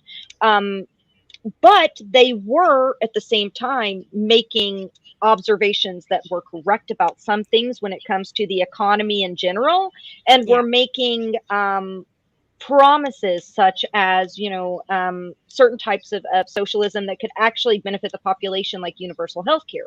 Right. But that's how you can will people into fascism, is you can say, we're going to stop the nuclear wars. We're going to give everyone health care, but we're going to segregate the entire population and put Black people on an island. Not that the LaRouche are saying that. This is an extreme example. Or that the socialism doesn't go to anybody other than the white nationalists. That's the part that folks need to understand about what they're saying. Yes, I agree with you. That's exactly what's happening. Yeah. Okay. Bear in mind that LaRouche was recruiting at a time of rapid deindustrialization and financialization across the United States.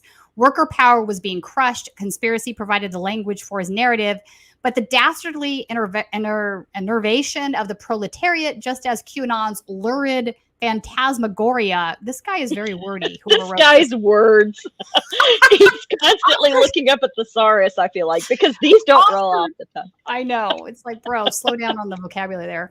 Offered a grammar by which people could understand what they saw as threats to his family and gender order.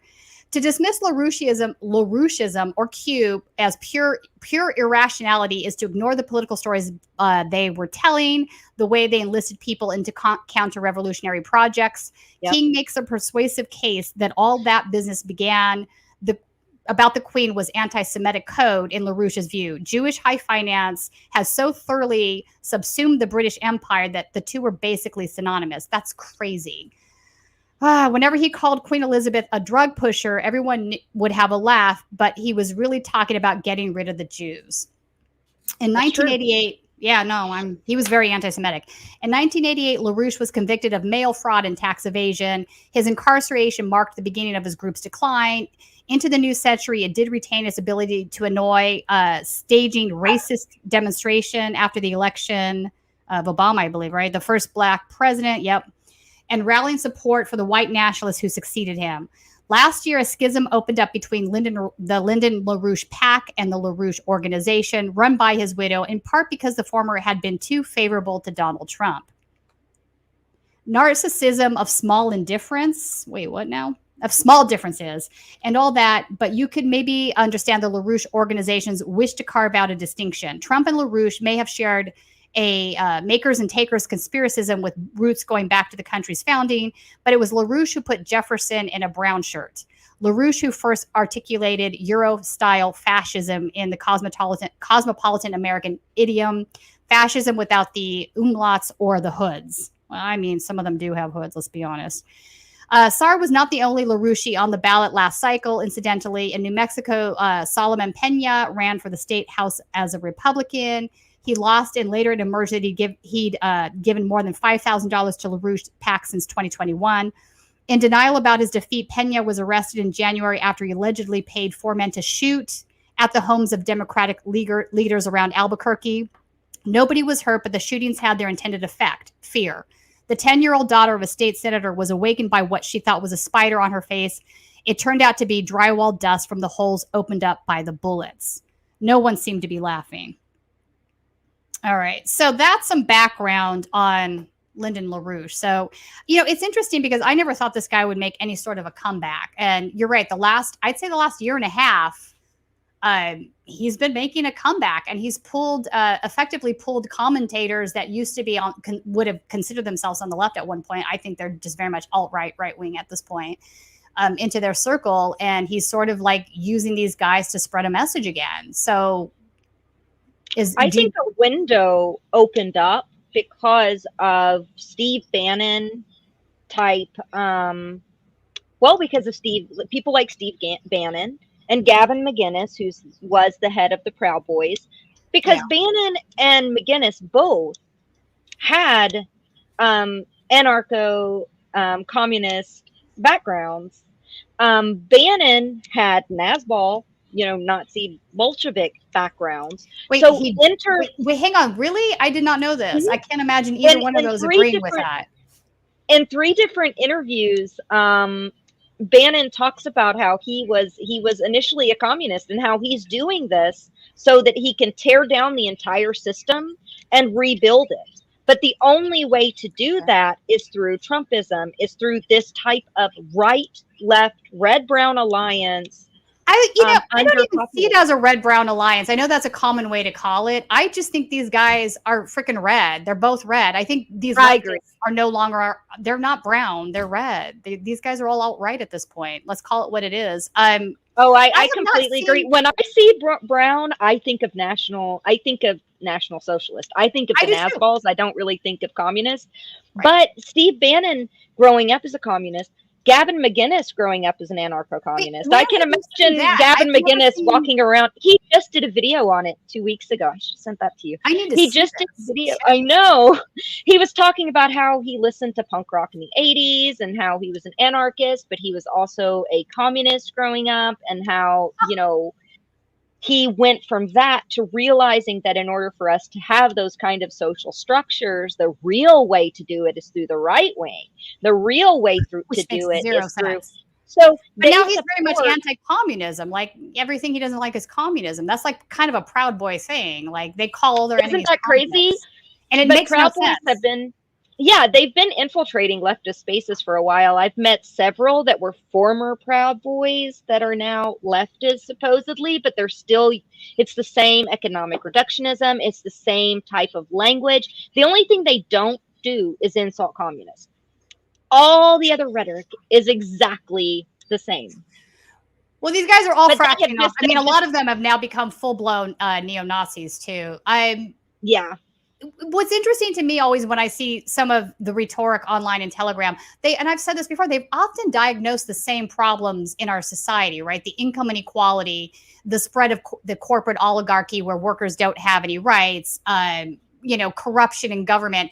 A lot of the things that the left pinpoints as being really problematic, so does the right. That is absolutely the case. It's their solutions that become problematic. This is why I think a lot of this reactionary things that we're seeing, these really dangerous reactionary things, are stemming from the rabid income inequality. If the country actually did do something about that, we would see a decrease in fascism, in my opinion. But we don't have a political class in either party that seems to be interested in doing that, unfortunately. And people have stepped into this opportunism with the disaffection from both parties, which I completely agree with. I'm not a Democrat. I'm not a Republican. No, I'm not either. 11 years ago, I was registered libertarian, believe it or not, and I was all kinds of political shocks in the last 10 minutes. Gavin was a communist. You were a libertarian. What the hell's happening here? That's funny. But I actually, back then, the groups that I knew in Kentucky were extremely socially progressive, and then more economically libertarian. So I supported things like small business. Now I'm far more socialist in even my economic views. So I'm not, but that was when I was really young. But there's different factions and versions of the Libertarian Party all across this country. And the Tea Party was one iteration that was co-opted by, the alt-right. I see the chats, a few people in the chat saying, which I see all the time, you call everyone Nazis. I do not. That is not true. Who is saying that? Go ahead and put that up on the screen. I do not. If I say neo-Nazi, all right. Let me when just we say neo-Nazi, we mean literally. I mean guys with swastika tattoos doing Sig Heils. No, if I say somebody's a Nazi, they actually aspire to Nazi viewpoints. And I don't think all white nationalists are Nazis. So I didn't see that, but let me clarify that right now. That's not true. That's absolutely not true. All right, carry on. Yeah, and when I say ties, the fourth position has ties to Nazism. I mean, they literally use arguments about Hitler and about Nazis, and they helped to spawn, the LaRouche helped to spawn the neo-Nazi movement in That's the correct. early 80s In the 90s. and 90s. That's and right. so these are literally, these were people that were part of the skinhead cults. These I were was just going to say literal that. neo-Nazis. Yeah, there were literally skinheads here in California that were LaRouchies. And I'm talking guys with swastikas. So yeah, no, when we say that, we actually do mean it. And you know, here's the thing, though. I'm going to go around calling, you Dana, know, Mike Pence a Nazi. No, Mike Pence even is though I definitely not a disagree Nazi. with him. Yeah, exactly. No. I mean, come on.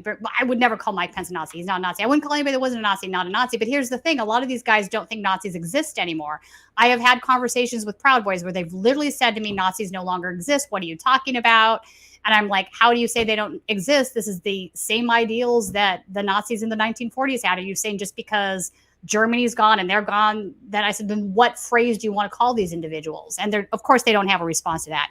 This is just, you know, argumentative trolling that they like to do, but it's ridiculous. I'm sorry, that's ridiculous. Of course, there are neo-Nazis. Oh, All yeah. right.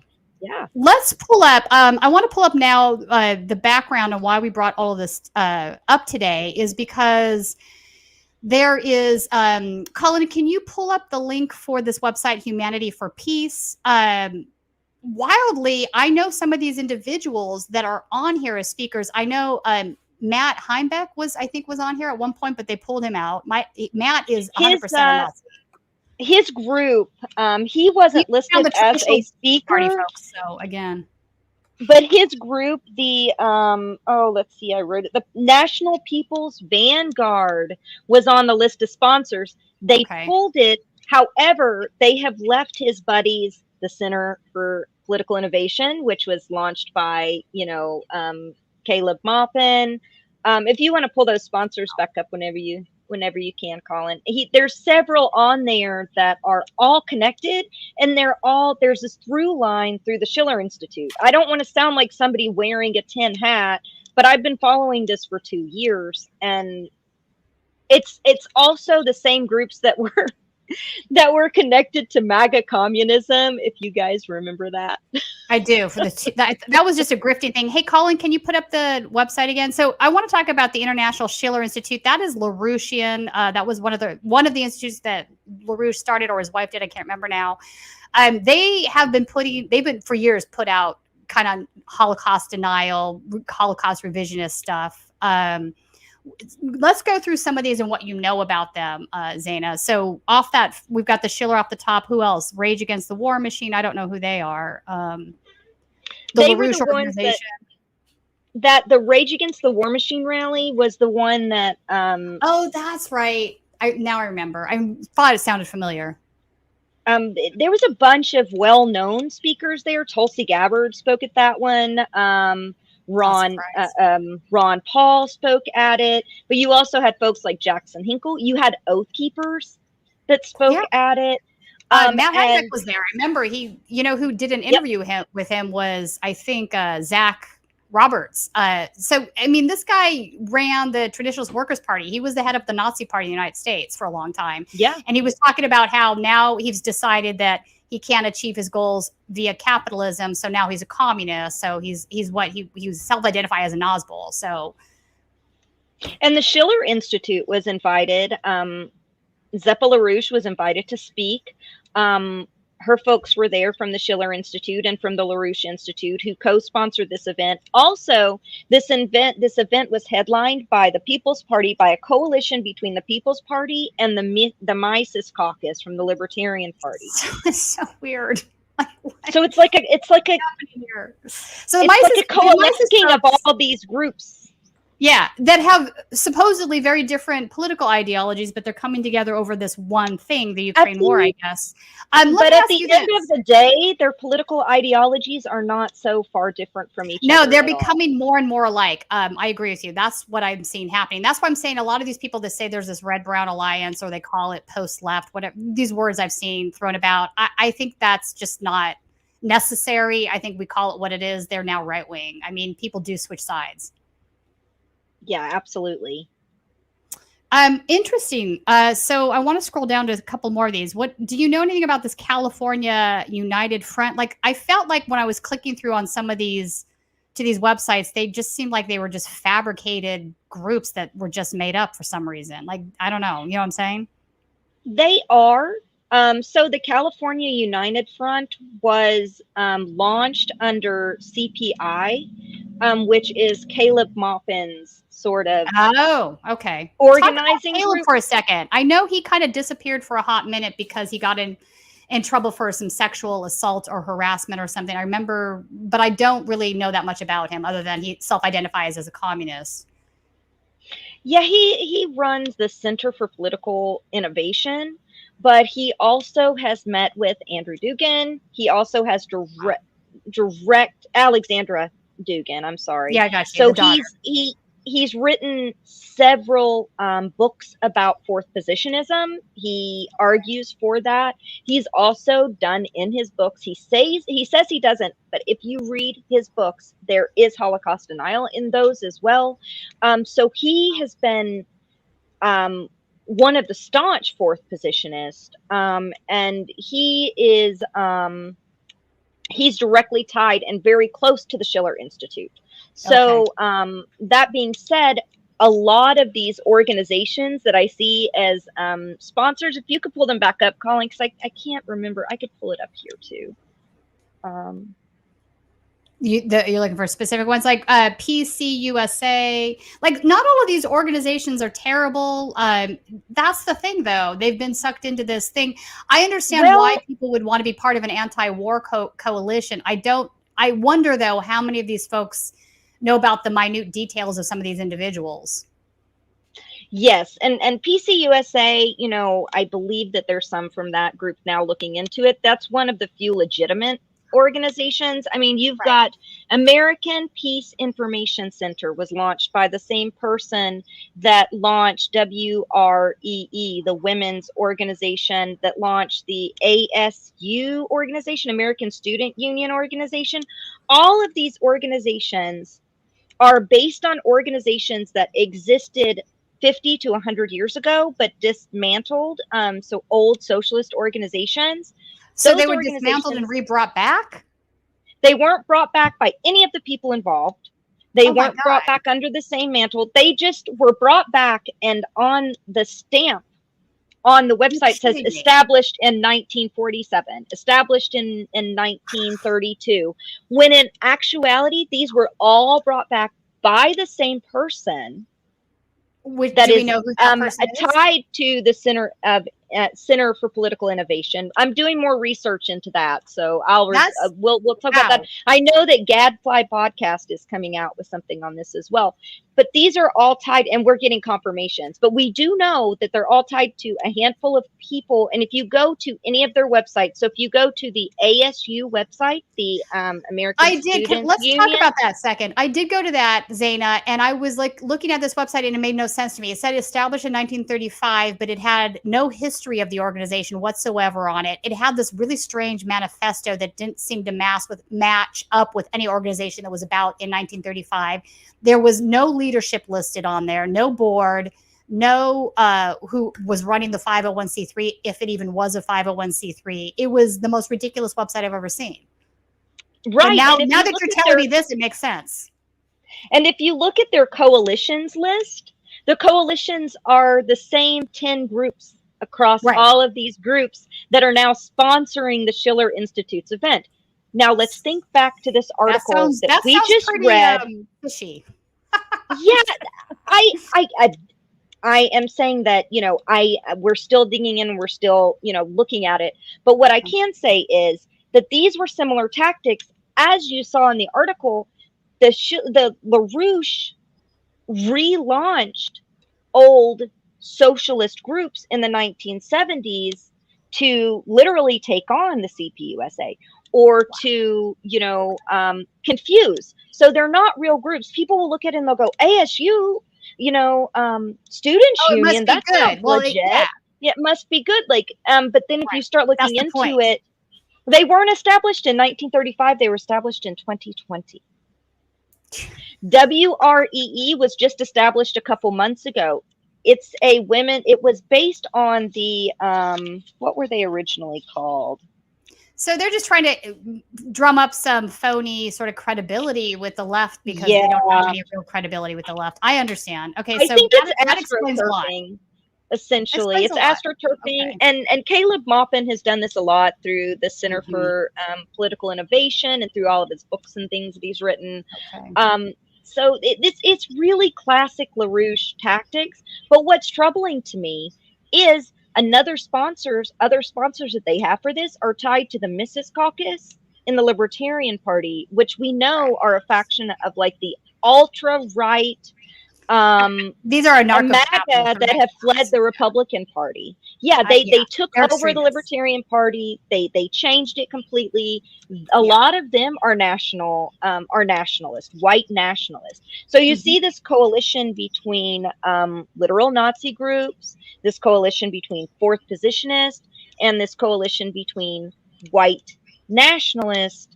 And then you see that, you know, some of these people that they have speaking have ties to the John Birch Society and Birch Gold, which we won't even get into right now. But that's Bannon's messaging front. And they fund all these right-wing shows like Matt Walsh and, all those guys. So it's kind of crazy. What gets me is, yes, we're anti-war. Yes, I want the funding to stop Ukraine. Tina, you do too. I'm definitely not into war. Nobody in their right mind's into war, and everybody sees the that's problems why they with use the this military-industrial complex. Yeah, I understand. Exactly, and so they use this message, and now all these groups are coalescing. And I know it's still small, but it does worry me. Because it's becoming a wedge issue in the same way that anti-vaccination became a wedge issue, right? So the end goal isn't necessarily the anti-vax movement in and of itself. It's red pilling these guys over to, moving the Overton window, if you will, farther to the right so they can achieve their goals. And sometimes those goals can be differing, right? For some groups, it's becoming more of a fascist and nationalist country, like the alt-right version of that. Or in other groups, it's accelerationist, right? These are, let's destroy the government and everything. Let's get there faster so we can rebuild something better. So it depends. These are almost all accelerationalists. Sounds like it. Sounds like it.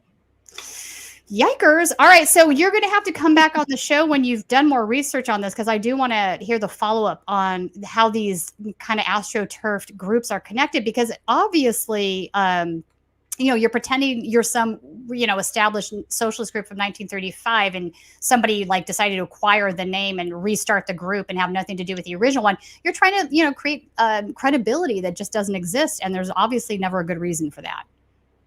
I agree. Okay. And the question is, I don't want to say 100% why, but I will say that it's important to look at this and go, well, if these sponsors are doing that and they're dishonest, and then the Schiller Institute is involved, and then the Mises Caucus is involved, and then what's going on even if they have a left platform that they're saying that they're it's doing, not Code Pink. Yeah, maybe it's not something to give money to. Exactly. Maybe it's not something that you want to go and speak at as a leader, and maybe it's not groups that you want to join, because a lot of these groups are tied more to cults than they are tied to activism. And at the end of the day, it drains the anti-war movement. It doesn't help. 100% it does. No, it doesn't help at all. Yeah, I this agree. argument that we have to align with the most fringe of the right in order to become anti-war and fight war is ridiculous. It's ridiculous. I agree. That's ridiculous. I agree with you. Totally ridiculous. All right. Now it's time for my favorite part of the show, just because I love a good laugh. Right-wing insanity roundup. I've got a couple of videos this week from our old friend Groyper Nick Fuentes. He is just becoming more ridiculous by the day. This first video, he's talking about there should be no age of consent. Okay, Nick, let's play that first one, Colin. I think the age of consent should be lower. I don't even really believe in the concept. You want to know why? Because marriage is consent. You want to know what's wrong with sex? Being married means you consent to sex all the time. There's no such thing as marital rape. Because when you marry a person, You have a marital obligation to give your spouse sex whenever they want it. It's literally Catholic doctrine. So, you know, the only moral way to have sex is within marriage. The only way to get married is to consent to sex on demand. And both partners agree to that. That's their obligation. It's a mortal sin to deny it. So that's how's that for consent theory? That's my age of consent. It's not age of consent, it's age of marriage. Age of consent. What is this? What is this? Christians have no use for such things. Christians have no use for such a concept. You get married. A Christian doesn't have sex with anybody. A Christian has sex with their spouse within marriage. And nobody's getting married at a prepubescent age. People get married when they're at a reproductive age, when they're adolescents. And so, that, you know, I'm just redefining it. So much wrong here. There's just so much wrong. So the idea that you can't rape your spouse is fucking ridiculous. Of course you can. That's ridiculous. And who decides at what age a young girl gets married? You think it's okay, Nick, if somebody marries off their 13-year-old girl, that makes consent happen? I don't know. Mine's 13, and I'm thinking of that language he used, reproductive age. Yeah, and it terrifies me. I mean, it terrifies me no too. way. No, she's Okay, still, I so- mean, that's still a kid at 13, 14, even 15. We can argue. And God, it's even so, 18, to be fair. it's but, so gross. Reproductive age happens for kids that are 9. But for him, it's about making babies, I guess, except for now. I'm going to play you a second video, and this is going to make even less sense because in this one, he literally says, you should not pursue sex because sex makes you gay. You should not seek sex, because if you seek sex, you will become gay, because sex is a gay act. It's totally gay. The straightest thing you could do is to never have sex. And everyone knows that's true. Want to know why? Because you retain your semen and you sublimate your sexual desire to creating things. That's why celibacy is the straightest thing. Because who are the celibates? Monks? Priests? Soldiers? Okay? Great scientists, philosophers, geniuses. All right, so I don't know how this is possibly real. Like, even I'm floored, flummoxed, speechless. Do you see like a contradiction between the two too? Yes, obviously they're that's why I'm both playing both of them. disgusting and stupid, but there's the complete contrast. Right. Oh, Don't pursue sex because sex makes you like. How does that make sense to him? I literally had to watch this clip like 5 times, and I'm still like, yeah, I'm still not clear on what the fuck he's saying here. I don't know. I think he just strings a bunch of things together that he's like, this is going to get the craziest rereaction from people. Yeah, let's it might be throw time to put him in the monks timeout there. chair. He's just it's all kind of incel language. It's like, yeah, I'm going to talk about your crazy, fantasies about, being creepers, Right. and how marital rape doesn't exist, and how, yeah, kids should be able to marry grown ass adults. And then we're also going to talk about why it's okay that you don't have girlfriends right now, and that celibacy is a virtue and it's your superpower. You're literally an X-Man. I mean, you should be in Marvel Comics. It's just weird. It's just weird. It's crazy. All right. So next up, we have Marjorie Taylor Greene. I haven't had one from her in a couple weeks. I wanted to play her response on the Trump indictment. So let's play that clip. So for everyone that's talking to me about the Constitution, Marjorie, the Constitution, I'm sorry, it feels pretty much like we're post-Constitution, because it feels like communism in America today when President Trump is being indicted and having to show up and be arraigned and arrested and processed in a court where he has no chance of having a fair trial. And is a jury not of his peers. I'm sorry, that's not going to be a jury of his peers. That's a jury made up of people that hate him for political reasons. So I'm just going to tell you exactly how I see it and exactly how it feels We have a specific duty in Congress, and I think we should be doing it. And I'm very upset that we're not right now. So just wanted to make a video to share exactly what I'm hearing other people say to me, exactly what I'm hearing from people here at home, exactly what I'm hearing from people across the country is, you know, we do have a Constitution that we love and we protect, and I swore an oath to uphold. But right now, it feels like that Constitution has been put through the paper shredder and that we're basically post-Constitution. And that I have a problem with. So I hope this changes. Okay, Marjorie Taylor Greene, no, we're not shredding the Constitution. It is your team that wants to do that. Give me a fucking break. Trump being held accountable for his crimes is now communism. Like, do you not hear how batshit that sounds? Also, peer group doesn't mean people that agree with me. That's not what your peers are. So when they pick a jury of your peers, it's not going to be people that only agree with me. I mean, why is she this way? Help me. The only thing that's getting shredded is MTG in that gym. Yeah. Nice. Nice. Anyway, I just the whole constitutional argument. It's eye opening to us where they're going to be going with this with the First Amendment. You know, his constitutional rights. Oh, that's where and they're then going. Going to argue that it's the constitutional right of any president to never be charged with anything. That's what they were first arguing, and then the American public was like, "Wait, that sucks." Yeah, no, we should hold everybody accountable. Nobody in any position of power should be let off for crimes they commit.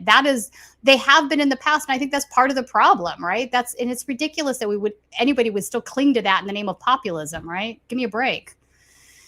I wonder how this craziness will affect her next election cycle. Sorry, go ahead, but yeah, I'm just like, no, I agree. That's a good question. I think it helps her because I think the people in her gerrymandered district think the same way she does, and they love her.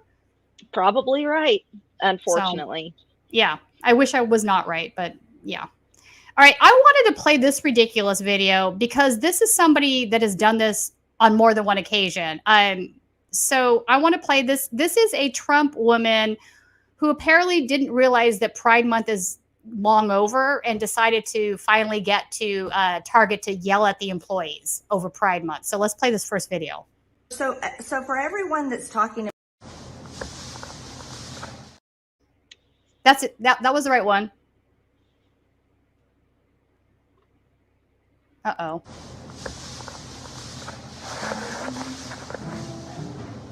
Hey, Facebook. I'm looking for a job today. I'm at Starbucks. I never treat myself to Starbucks since the post office got rid of me. I barely treated myself to Starbucks when I was working there. I couldn't afford it. Trump is coming. I'm showing my titties. I have somebody across from me that's showing his too. I'll post his picture later. It's hilarious. You guys have got to see this. Anyway. Wish me luck. I'm going to the post office for a job. They will never recognize my picture now. They could put me on the FBI wanted list. Have a good day. I'm going to have me a Nakai refresher. Okay? If you want if you want what this stuff is, and if you've never had it, you've got to come down to Starbucks. I'm off of Mississippi and 225. Okay. Stay tuned. It's going to be candid camera, lights, camera, action today. They'll never recognize me. Have a good day. Hey, Colin, that's the second one in the video. So this is the reason I picked that one we just watched up, the Starbucks one, is because I wanted to show folks that she did this previously a bunch of times. That one was earlier. So, okay, yeah, that's the first one right there. So she's in Target. If we can, is there volume on there? There we go.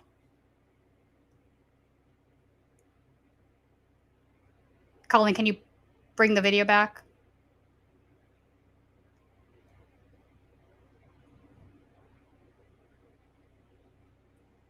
Just one sec, just trying to grab the audio. Oh, okay. No worries. So this woman, I don't actually know what her real identity is, but she sort of does this with frequency. She's always in the blackface, which is obviously very offensive. She's obviously. Here we go. You're literally doing blackface in the middle of the store. Lester Holt did whiteface. Nobody said shit. Where's your pride section? I need to know. Oh, I thought they were celebrating this and they took our flag forever. No, I was wrong. My bad. I don't shop at Target. Join me.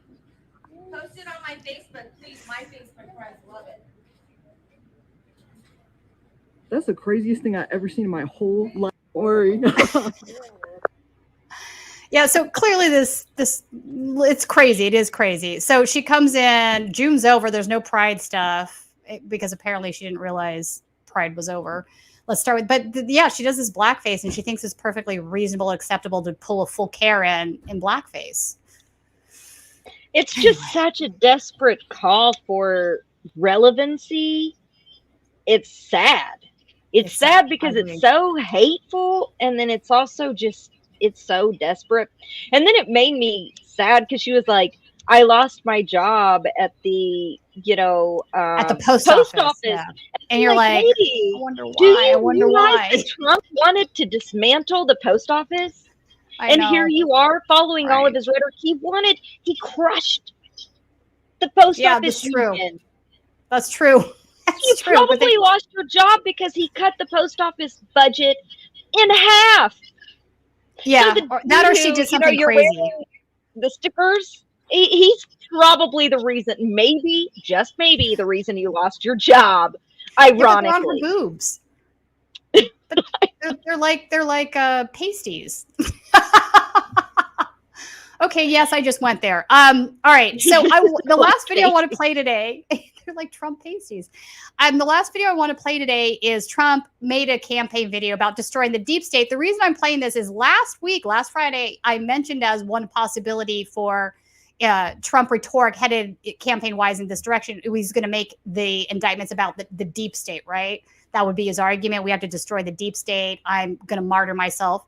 And sure enough, this week he released a campaign video on doing exactly that, destroying the deep state. This is the final battle. With you at my side, we will demolish the deep state. We will expel the warmongers from our government. We will drive out the globalists. We will cast out the communists, Marxists, and fascists. We will throw off the sick political class that hates our country. We will rout the fake news media, and we will liberate America from these villains once and for all.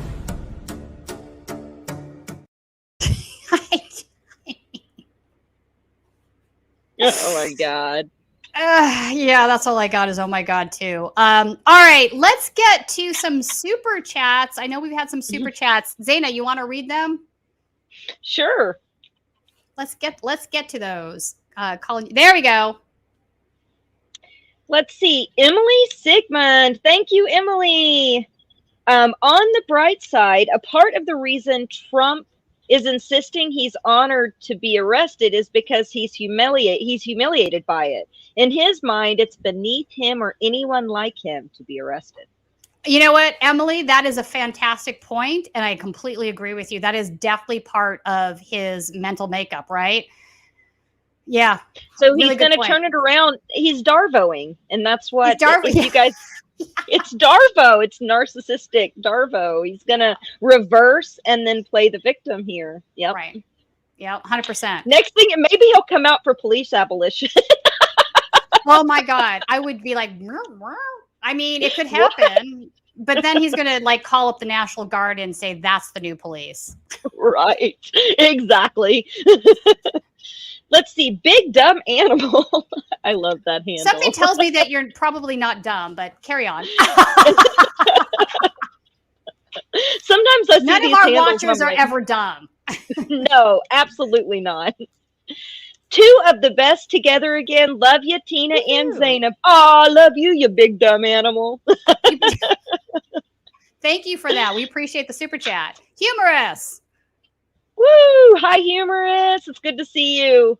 A lot of stuff is coming up for Jordan and the crew to keep telling this information. He's going to need help. If you got $1, let's go. It's a good investment, folks. Thanks, Humorous. Thank you, Humorous. We always appreciate you and your generosity. Truly. Truly. And there has been a lot of on-the-ground coverage. Tina was back in Atlanta not too long ago. Jordan has been traveling around. We've seen all the work from John Farina. So, yeah, it helps a lot. And things are going to be ramping up with the election cycle coming. I can't even imagine all the crazy that's ahead of us in this election cycle. For sure. Tony D. Hey, Tony. Tony D. What's up, Tony? Love Zana's breakdown of class reductionism. Thank you, Tony. Yeah. That is good. Dave. What's up, Dave L? I love all of our usuals. I know. It's awesome to see everybody. Did anyone else ever read the famous Paranoid Style in American Politics essay? Hofstadter saw LaRouche coming when he wrote that thing in 1964. You're right. You're absolutely right. I have not read this. I need to look that up. But it does sound very LaRouche-ian. Paranoid Style in American Politics is kind of a good title for anything about him. And it's interesting because I literally did not see a day, like 20 years ago, if you had said to me, Lyndon LaRouche is going to rear his ugly ass head after he's dead in 2022, 2021, whatever, I'd be like, yeah, you're crazy. No, nobody's going to reignite that dude. But yet here we are. It's becoming... And some of the Hofstadter's writing, and there was another book that came out with LaRouche in the early 80s that's really good as well. I don't have it on me, but maybe I'll put it in the chat or into the comments later. Yeah, I mean, Zana, maybe we should, once you've finished researching this whole thing, we should do a whole episode maybe just on fourth positionism and what, a deeper dive into some of that. It is wild to see it come back because it really is. I agree. It's like built around the whole QAnon thing and the whole, yeah. Well, but it makes sense, I suppose, when you look at it through that lens, that it would make a reappearance. I mean, there's some definitely crossover audience for that. For sure. And it's all about this. It's in that new style of populism, which so many of us can relate to the pain points of this, but it's where these people want to take it that's scary. And it's the ignoring minorities, the bashing the LGBTQ community, the way that they're, the white nationalism. And that's the scary part. When there's 100%. Some truth, when there's, 50% truth and 50% a lie, that's when things get creepy. I don't disagree. I don't disagree. All right. So I guess that's it for today. Thank you, everybody that joined us in the audience. Thank you so much, folks that gave us super chats. We appreciate that. What? No, you're never too late. Dosh Bosch Fleisch. Let's put that up. We just got a super chat. I saw just in the nick of time. Thank you so much. We appreciate you. You are not too late to appreciate it. So everybody, go give your loved ones a hug, and it's Friday, so go have a good Friday night. Enjoy some time away, relaxing, get off the internet, recharge your battery. I think too much of the time, especially with the election cycle ahead, we're going to be facing a lot of crazy stuff. So just make sure you stay healthy and sane and do some stuff with people that you love to get recharged. And Zana, thank you for joining us today. It's good to have you back. Thanks for having me. Oh, we were cutting off and being awkward, but thank you for having me. It was so good to chat with you, Tina. Absolutely. All right. And then when you're finished with this other thing, I'm going to have you back and we'll do a whole, for folks that want to learn more about this fourth positionism, we'll definitely do a deper dive into that. And yes, we're on Blue Sky now. So anybody that is on Blue Sky, I said this last week, if you don't have a Blue Sky invite and you want one, email us because I think we might be getting some invites. So we would like to give them to members if possible. All right. Have a good Friday.